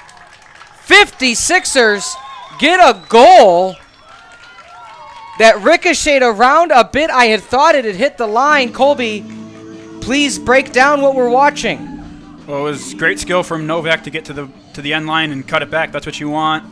And Marquez initially made a great save, but it unfortunately fell into Chava, and the ball fell back into play, and 56ers just seemed to smash it home. That's what we're talking about, though, getting players into the box. The service is starting to come, and now the arrivals need to, and it was there. It was on point there. So in the 55th minute of play, or excuse me, that would be the, let's subtract that time there. I can do math. In the 56th minute of play, it is 3-1. If you're, your teammates, same approach, knowing you still have a little bit of time on the clock? Well, you start to get in dangerous territory here because you shouldn't give up, especially 3 goals. But 56ers have had most of the momentum. They ended the first half with a few chances. Borealis just need to calm the nerves a little bit, get through the next 5 minutes without giving any major chances to start to kill the game off. For what it's worth, it wasn't a direct shot as we saw on the replay. Bounced around a few times, second chance opportunities is not something the 56ers have had so far today. So they took advantage of that. And it was almost a save with the defense of Aurora helping out. Yeah, almost kept it out, but it's going to always be hard to from that angle. Novak with the throw-in, high clearing kick to midfield. And you can see Borealis starting to sit just a little bit deeper now. Freeman's slightly isolated, 2 or 3 defenders around him. Huey Lewis in the news. I feel like I'm a disc jockey now from the 80s. Speaking about radio stations that play all of your hits, this game also brought to you in part by 95.9 The River. Rock and roll favorites, the McKay in the Morning Show with Danielle Tafano.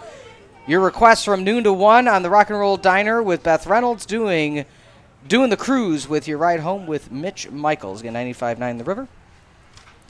Danielle Tafano, proud graduate and Hall of Famer of the Illinois Media School.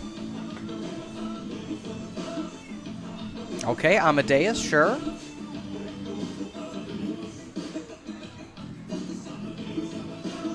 Haven't heard too many sound effects. Yeah, Usually you play sound effects he's usually all about the sound effects. I do not know his name. I'll have to try to locate it. Nice gentleman.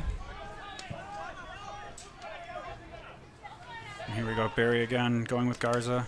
That ball heading across the line. Those lines confuse him like we're talking about. It's going to be a handball. It's unfortunate because that was something that happened in the first game. PA announcer Jeff Mastel playing your 80s classics all the way up to Tenacious D. I wonder if he'll play Luke Bryan.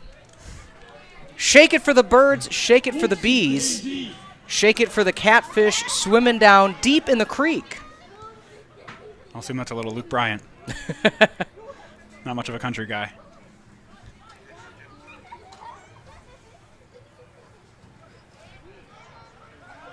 We've hit the 60th minute of play. 30 minutes remaining. 3-1 your score. All 3 goals by the Borealis in your opening half. 56ers have played a very aggressive second half, finding an opportunities. That should be a whistle.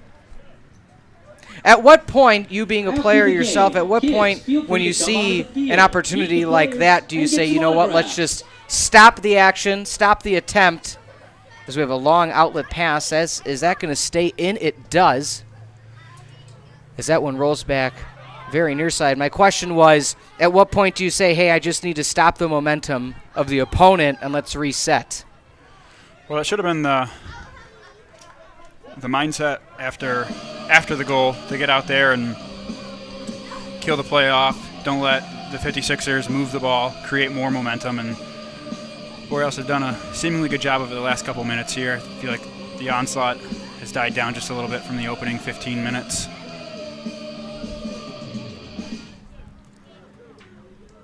Again, the one goal, you can't fault Marquez for that one. Yeah, the ball coming in from Novak was had some pace on it, and he parried it away. Just unfortunate to come off one of his defenders to stay alive in the box. Borealis looking for some passing. They have not been on this side of the field much in this half. No, you'd like to see them string together just a few passes here. Anytime they get the ball, they look to be going forward, just like you're talking about, killing out the momentum. It'd be a good time to knock the ball around a little bit. Whistle going the way of the 56ers. A lot of the whistles have gone the way of the visiting Madison squad in the second half. Passes not happening. That's one thing that, and I don't know what, again, coaching has said per se, but, the 3 goals by Aurora have been just very aggressive, like you said, stretch and, running and getting the opportunity very quickly. It looked like they were trying to do a set piece and just nothing happening. Yeah, nothing coming of it. Sure, it's coming from not having a lot of the ball, having to defending a lot at the end of the first half and a lot of the second half. You lose that sharpness offensively as the game wears on, defending for a majority of it. And as you can see, 56ers are starting to find a lot more space. Chris pass, rolls around. Marquez with the save with the left hand, and it's going to go out of bounds, and it's going to be a corner. He did a great job to readjust there and get a hand to that ball. It looked like that was going in. As we see the close-up of Marquez on this one, smart play. It looked like he had just taken a deflection off Garza, and that's a great reaction save from Marquez. That's all that was a reaction save. But you can see the space is starting to open up now for the 56ers. Borealis maybe starting to tire a little bit. Mind starting to wander. Coistra with the beautiful attempt, just ricocheted away. Bicycle attempt by Novak, no good. Borealis trying to fight it away. It's 1-on-5. Do the Borealis have it in them? No, taken away 56ers. High bounce, far side. Abdul fighting for it. Slide tackle.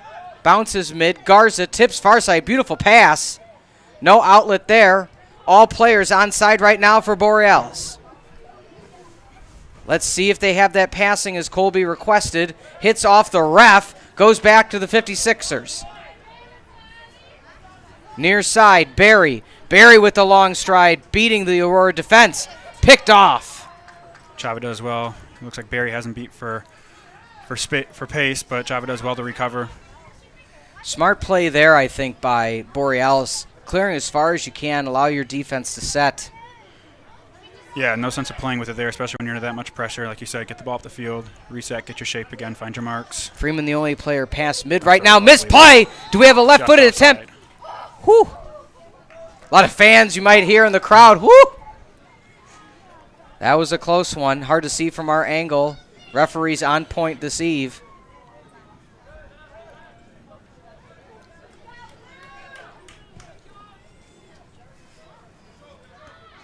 Freeman able to control the pass. Far side. Borealis looking to get some aggression here. But again, it's just right there. You'd like to see Ponce just knock the ball wide. Just keep it. Get a couple passes going.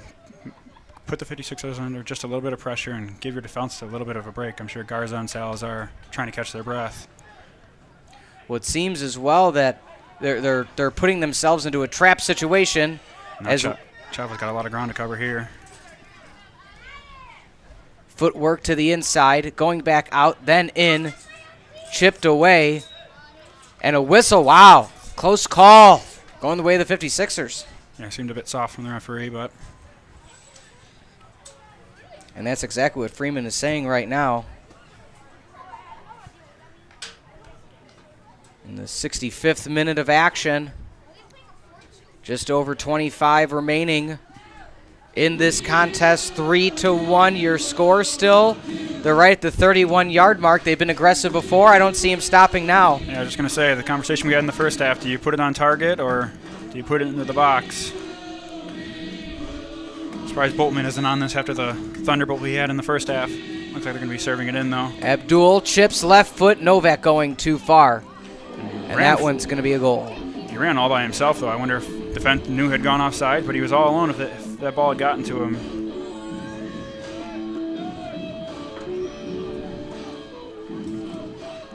I want to remind everybody, is your team or club in need of new unis?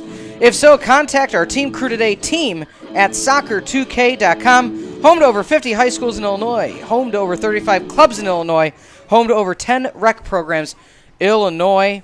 Online coupon code BOREALISFAN. Type that one in, and you are going to get 10% off all of your soccer needs.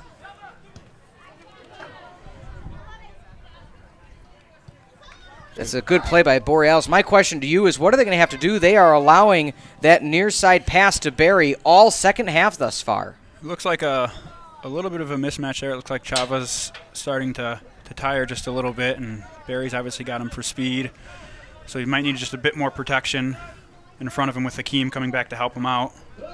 Borealis with a deeper bench, in theory, than the 56ers. Do you see any of your teammates coming into play in the second half, fresh legs, to make sure that they close out with a victory?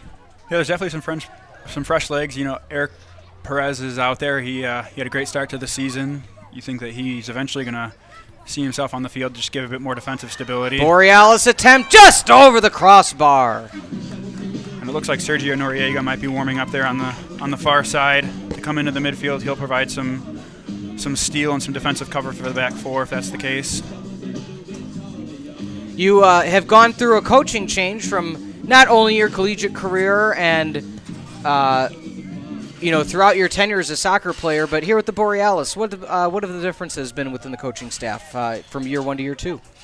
Well, the first year we had obviously C.J. Brown, and he was an amazing coach. He was a Chicago Fire legend and experience in the MLS. He spent a little bit of time over there with Manchester, just learning some things, and it was fantastic.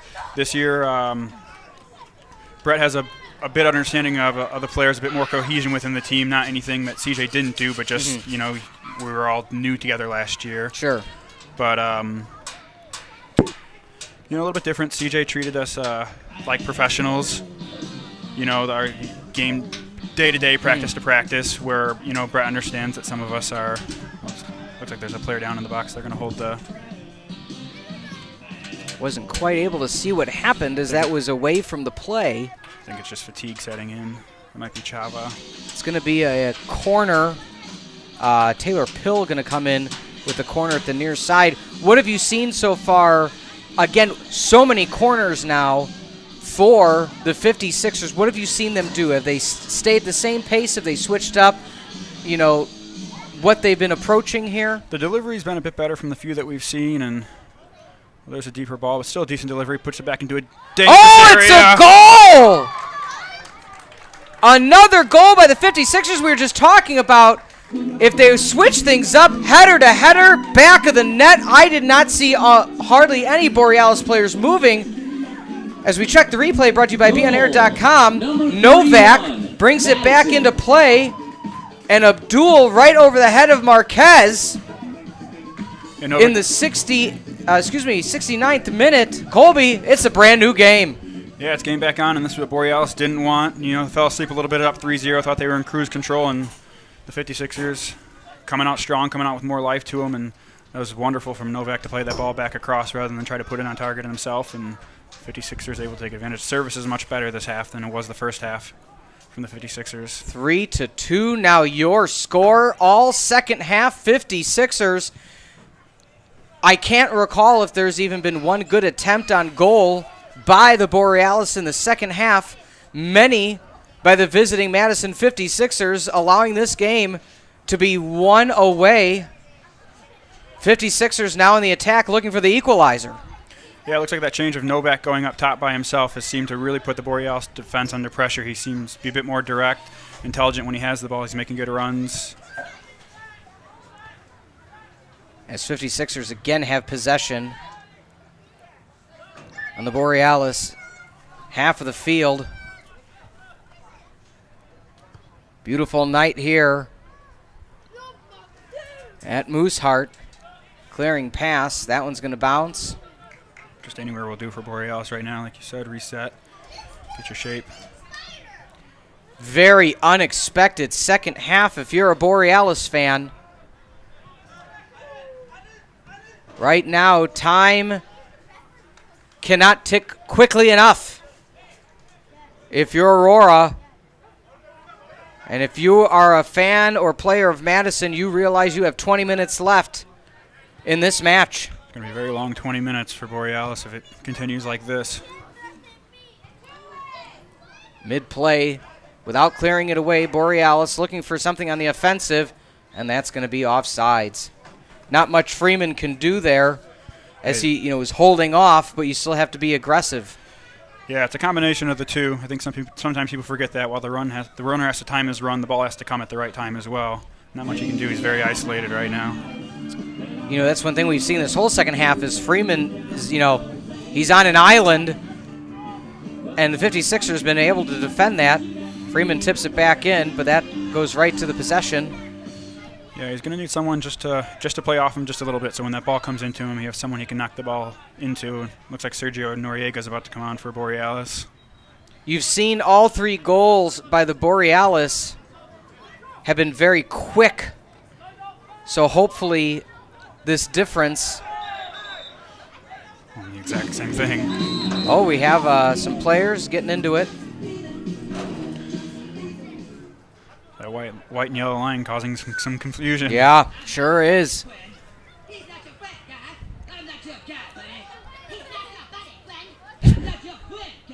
Little South Park.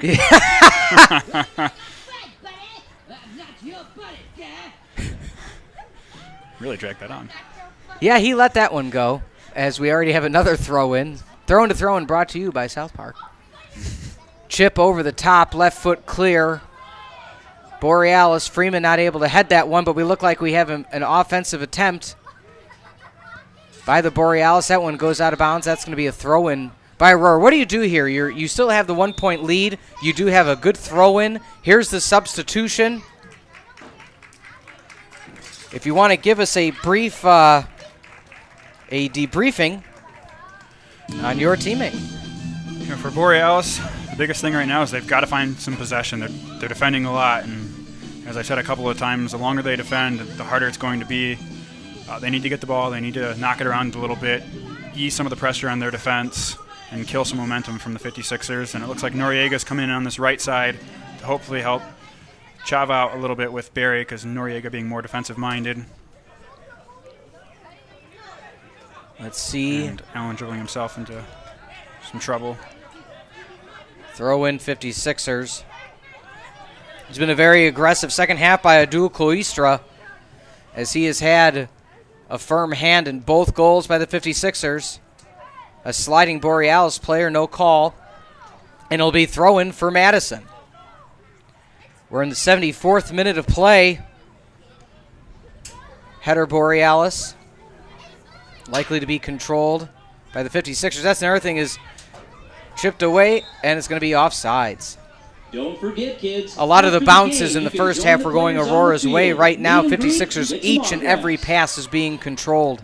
Yeah, they seem to have finally woken up, and they're winning every 50-50 ball, like you said, pouncing on the loose balls, and it's showing 2 goals and pressing for a third, and there's a mistake. Oh, we have a play attempt. Borealis slide tackle. It's a lovely challenge. All ball there. What a play. Fans are calling for a whistle. They're not going to get it. All ball. Again, near side, Abdul passes back to mid. Barry. It seems that Aurora has cut off that pipeline of the near sideline. Let's see what the passing for Aurora can do now. And that's what Borealis is going to be knocking the ball out of play for an injury.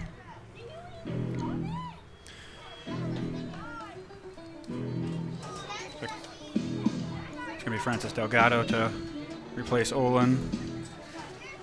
So Eric Perez looked like he might be coming on as well. Yeah, Eric Perez on the defensive side and Delgado at mid. Talk us through the substitution. Well, it looks like Olin might just picked up an injury, and like I said, his first game of the PLA season, so it takes time to adjust. Delgado, in my mind, a bit more defensive, so I'm sure he's going to help the midfield ease a bit of pressure. And I wasn't able to see who Perez was coming in for. Oh, it was Chava. So that switch that we talked about earlier. And is it Perez and Salazar now partnering up, and Garza going out wide to cover Barry? Nope. Perez just having a word with Salazar. Are you surprised no substitutions for the 56ers in this second half? Yeah, very surprised. I just wonder the depth of their bench. But at the same time, why change what's working? You know, you've scored twice and you've had the ball and the chances, so maybe he doesn't feel he needs to, or he's saving a substitution.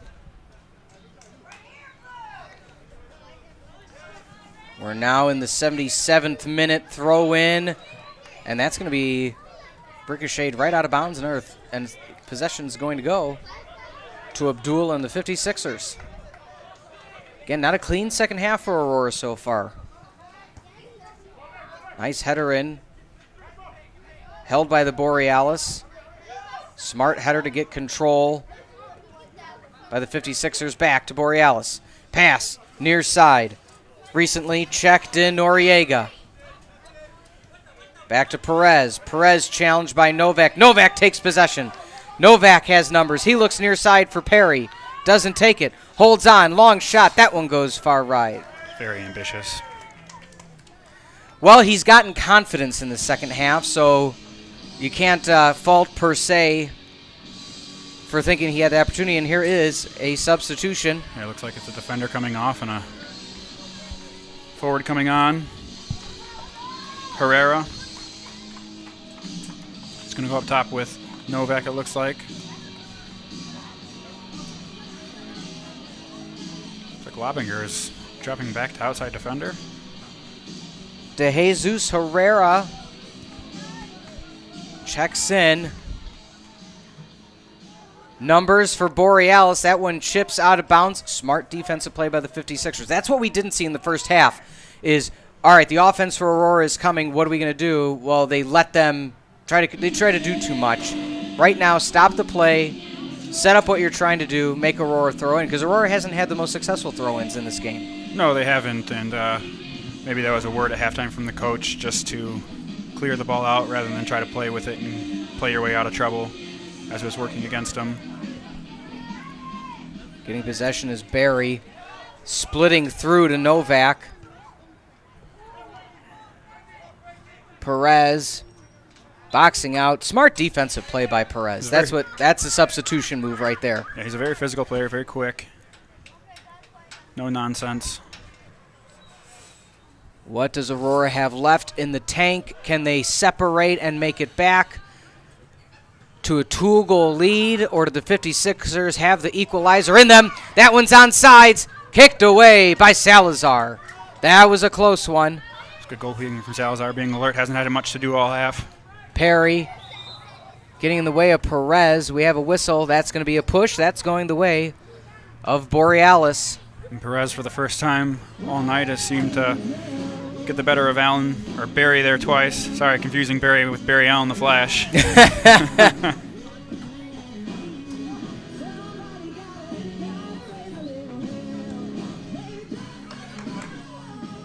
Still at 3-2. That one's trickling in.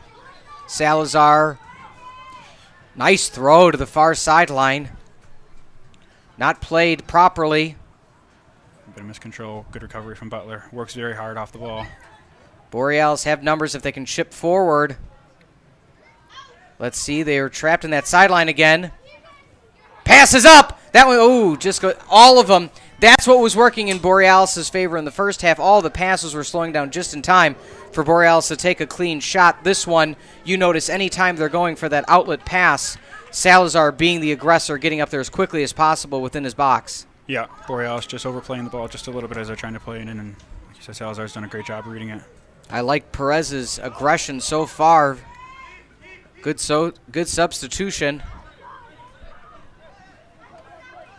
As we are approaching the last near 10 minutes of this match, Pete Ferrari, Colby Newquist on the call as part of SportsTownChicago.com 2's presentation of all home games for your Aurora Borealis here at the Ohio Moose Sports Complex. Tale of two halves.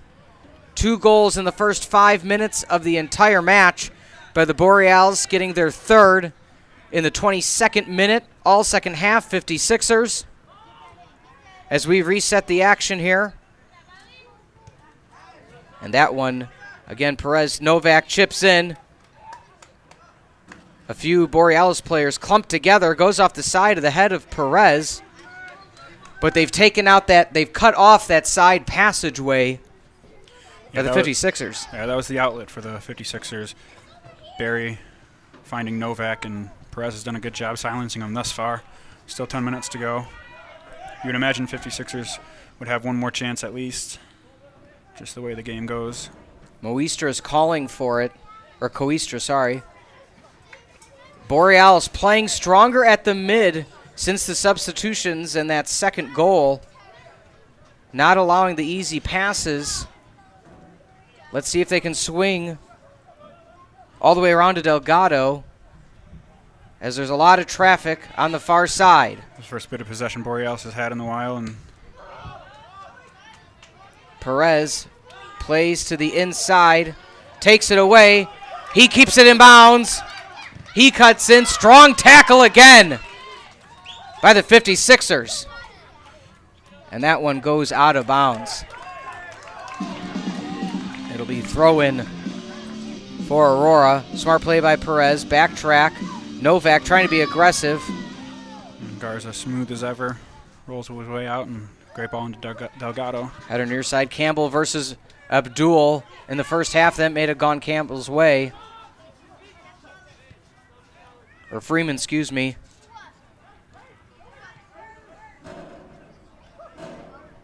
Left foot ahead by Bultman. Back to the Borealis. Chip far side. We may have an attempt here. Looking mid. Do we have a header? Sliding attempt, no good. Oh, that was close by Sergio Noriega. Great ball in from Will Butler. Good run from Sergio. Always difficult to hit on the slide. Almost puts it in to end the game. As we see here from the goalie perspective, a sliding attempt. Oh, that missed by not much. Just into the side netting. Would you have stayed up, or was the slide the right choice in that situation? Right choice. If you're stretching and having to reach for the ball, do anything you can to get a foot on the ball and see what happens. In the 84th minute of action here, we thought it was going to be a blowout. The 56ers had other thoughts as they've brought it to within one in the second half. This game is always powered by the BN Air Network and the Illinois Media School. Out of bounds, near sideline. Since that substitution of Perez, looks like Barry's lost that little bit of drive, drifting inside just a bit more to try to get the ball to make something happen, but the 56ers don't look nearly as threatening as they did. They did not. You are correct with, Barry had the sideline the whole onset of the second half. Perez has cut that off very quickly. And you made the right decision on behalf of the coach, saying that he's going to come in, be aggressive, and give you what you need on the defensive side. Yeah, you have to be sure, and like I said, he keeps popping up in the middle here, so the defense are going to make sure they don't lose track of him. You got to give Barry a lot of consideration for a taller player. He is able to control the ball very nicely. Yeah, very good, very light on his feet. That's going to be throw inside of Aurora. Again, clock ticks away. We have a substitution for the 56ers. As coming into the game is Omar Roble. But Novak making way. What an outstanding effort, albeit he's the opponent. You have to tip your hat. He never slowed down. He never allowed himself to get out of sorts. Yeah, you'd have to say that he was the reason that 56ers are probably back in this game. When he slid up top, he created most of the chances and played that ball across to equalize. Had a great game. As we have a throw-in. Do you send any runners on this one, or you just try to be controlling? Probably be a bit more conservative defensively. No need to throw numbers forward and get hit on a silly counterattack, and it looks like that's what they're doing. 4 or 5 players back. Aggressive play, smart control by the 56ers. They cut to mid. They look far side, able to find a successful pass. Challenge by the Borealis. Bouncing around, that might be they're going to call it a corner. That was a close one. But the corners have been successful in this second half for the 56ers. Coming in to take the corner is Abdul Koristra, who has had the successful corners that have resulted in at least one of the goals. See if they lose any aggression from Novak going off the field. Still a lot of height in there, though. Good chip, near post. Goes a bit too far. That actually went through a few players. Controlled by the 56ers. Or are they saying it went out of bounds? My apologies. Borealis will be in no rush to take this. No rush.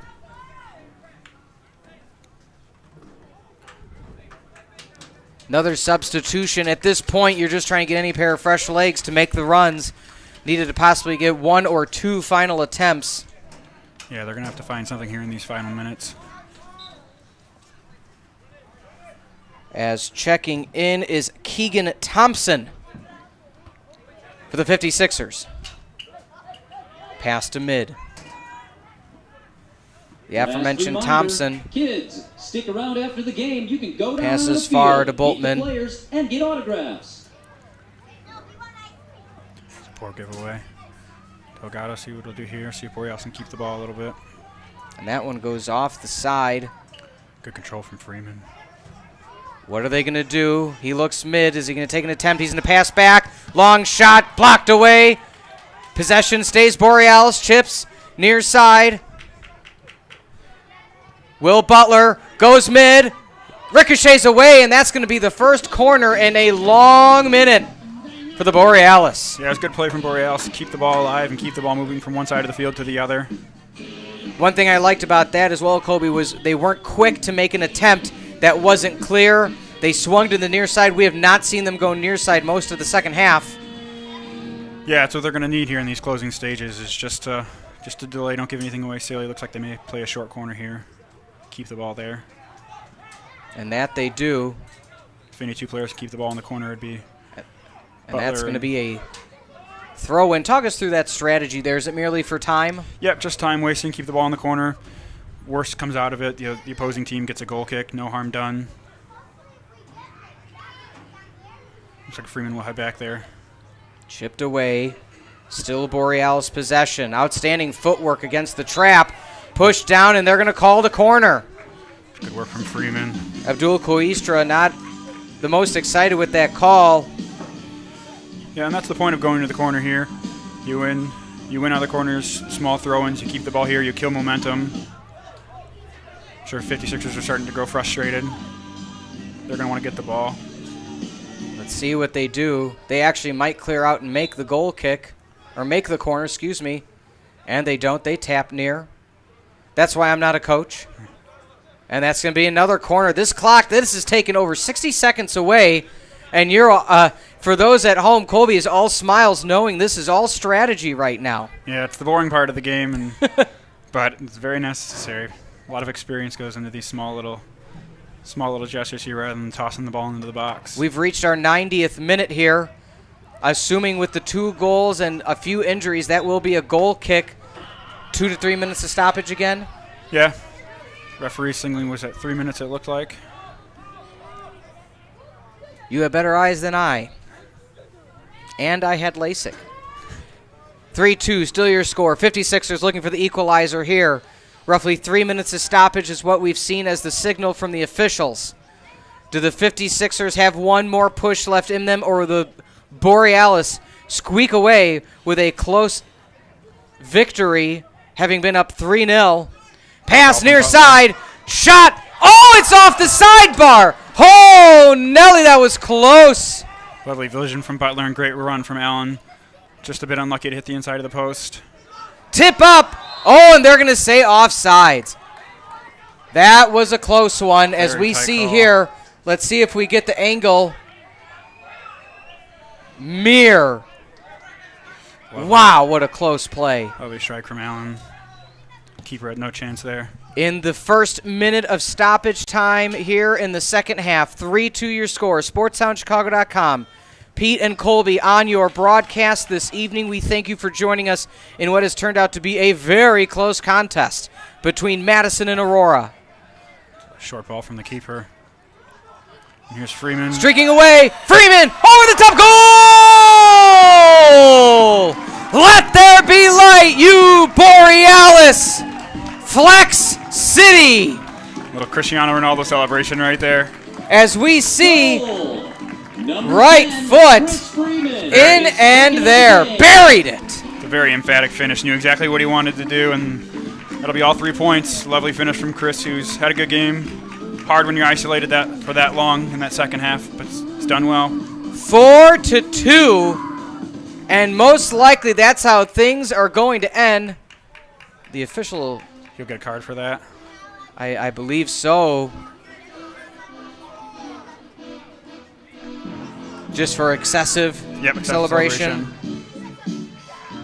And there it is. He won't mind it, though. He'll be happy with that.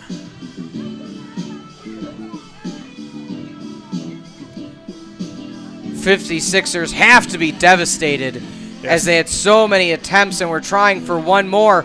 That goal was the epitome of the first half of what we saw for the Borealis. Yeah, and Salazar shaking his head. It was his clearance out that fell to Freeman, and a little off-the-ball action there.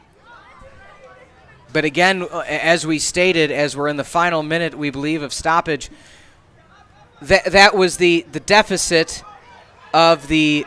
As we have another opportunity here, are they going to take it all, or are they just going to try to ease off the clock? I believe ease off the clock here. Chipped away, and that is going to be a goal Whistle may be coming soon. As I was saying, though, Colby, is that the goals in the first half were, a result of outstanding aggression by the Borealis, but also Salazar stuck in between. That's where goal 4 came from as well. Yeah, definitely, and I think Salazar probably a bit hard on himself there. But that's one of the downsides of being a goalkeeper. You make one mistake and you pay the ultimate price for it. 56ers trying for one more attempt. Good defensive play there. So truly, in my humble opinion, the substitution's a big difference maker in the second half for the Borealis. Definitely, yeah. Perez coming in and killing the threat from Barry, and Noriega giving him a bit more support. Corner kick goes far. Abdul tries to make an effort. Nothing there. That's going to matriculate all the way to the far sideline. Stays in bounds. Abdul getting a little aggressive. Goes in with the left. That one's going to go high. Marquez pump fakes us all. Clock continues to run. We're in our 4th minute of stoppage time. Some of the crowd starting to depart, as I think both teams know what the outcome is likely to be at this point. One fan was just cheering with a Dora the Explorer towel, blanket, some sort of warming device. The new official flag for Aurora Borealis. It might be that. And that's going to be it, folks. That's going to be all she wrote. 4-2, your final. The Borealis 2-0 at home. Colby, before we sign up for the evening, thoughts on this match? Well, it's a great game, a lot of goals. Borealis might be a little bit disappointed in giving up the 2 in the second half, but they showed great mental strength and stuck it out, didn't give up the third, and found the force to kill off the game. They can take that heading into playing the Barbarians, which is going to be a huge game to determine who sits atop of the Western Conference. As we look at the schedule one last time before we sign off for the evening, and the Bavarians away, then is a stretch of 5 home games in a row. You don't want to look ahead to that home stretch, Colby. Milwaukee is first. Yes, all eyes are going to be on Milwaukee. They won the league last year, and I believe they're still in the Open Cup. So they're going to be a very tough team, very talented team. So Borealis is going to put all attention on that now and take the positives from this and move forward. As we wrap things up here again, 4-2 your score. We want to thank you all for joining us here this evening. On behalf of Colby, I'm Pete Ferrari for SportsTownChicago.com, the Be On Air Network, and the Illinois Media School. For more information, go to BeOnAir.com, Be On Radio, Be On TV, BeOnAir.com. Borealis take out Madison 4-2. Colby, outstanding job. It was a pleasure. Look forward to working with you the rest of this season. Ladies and gentlemen, have a good rest of your evening.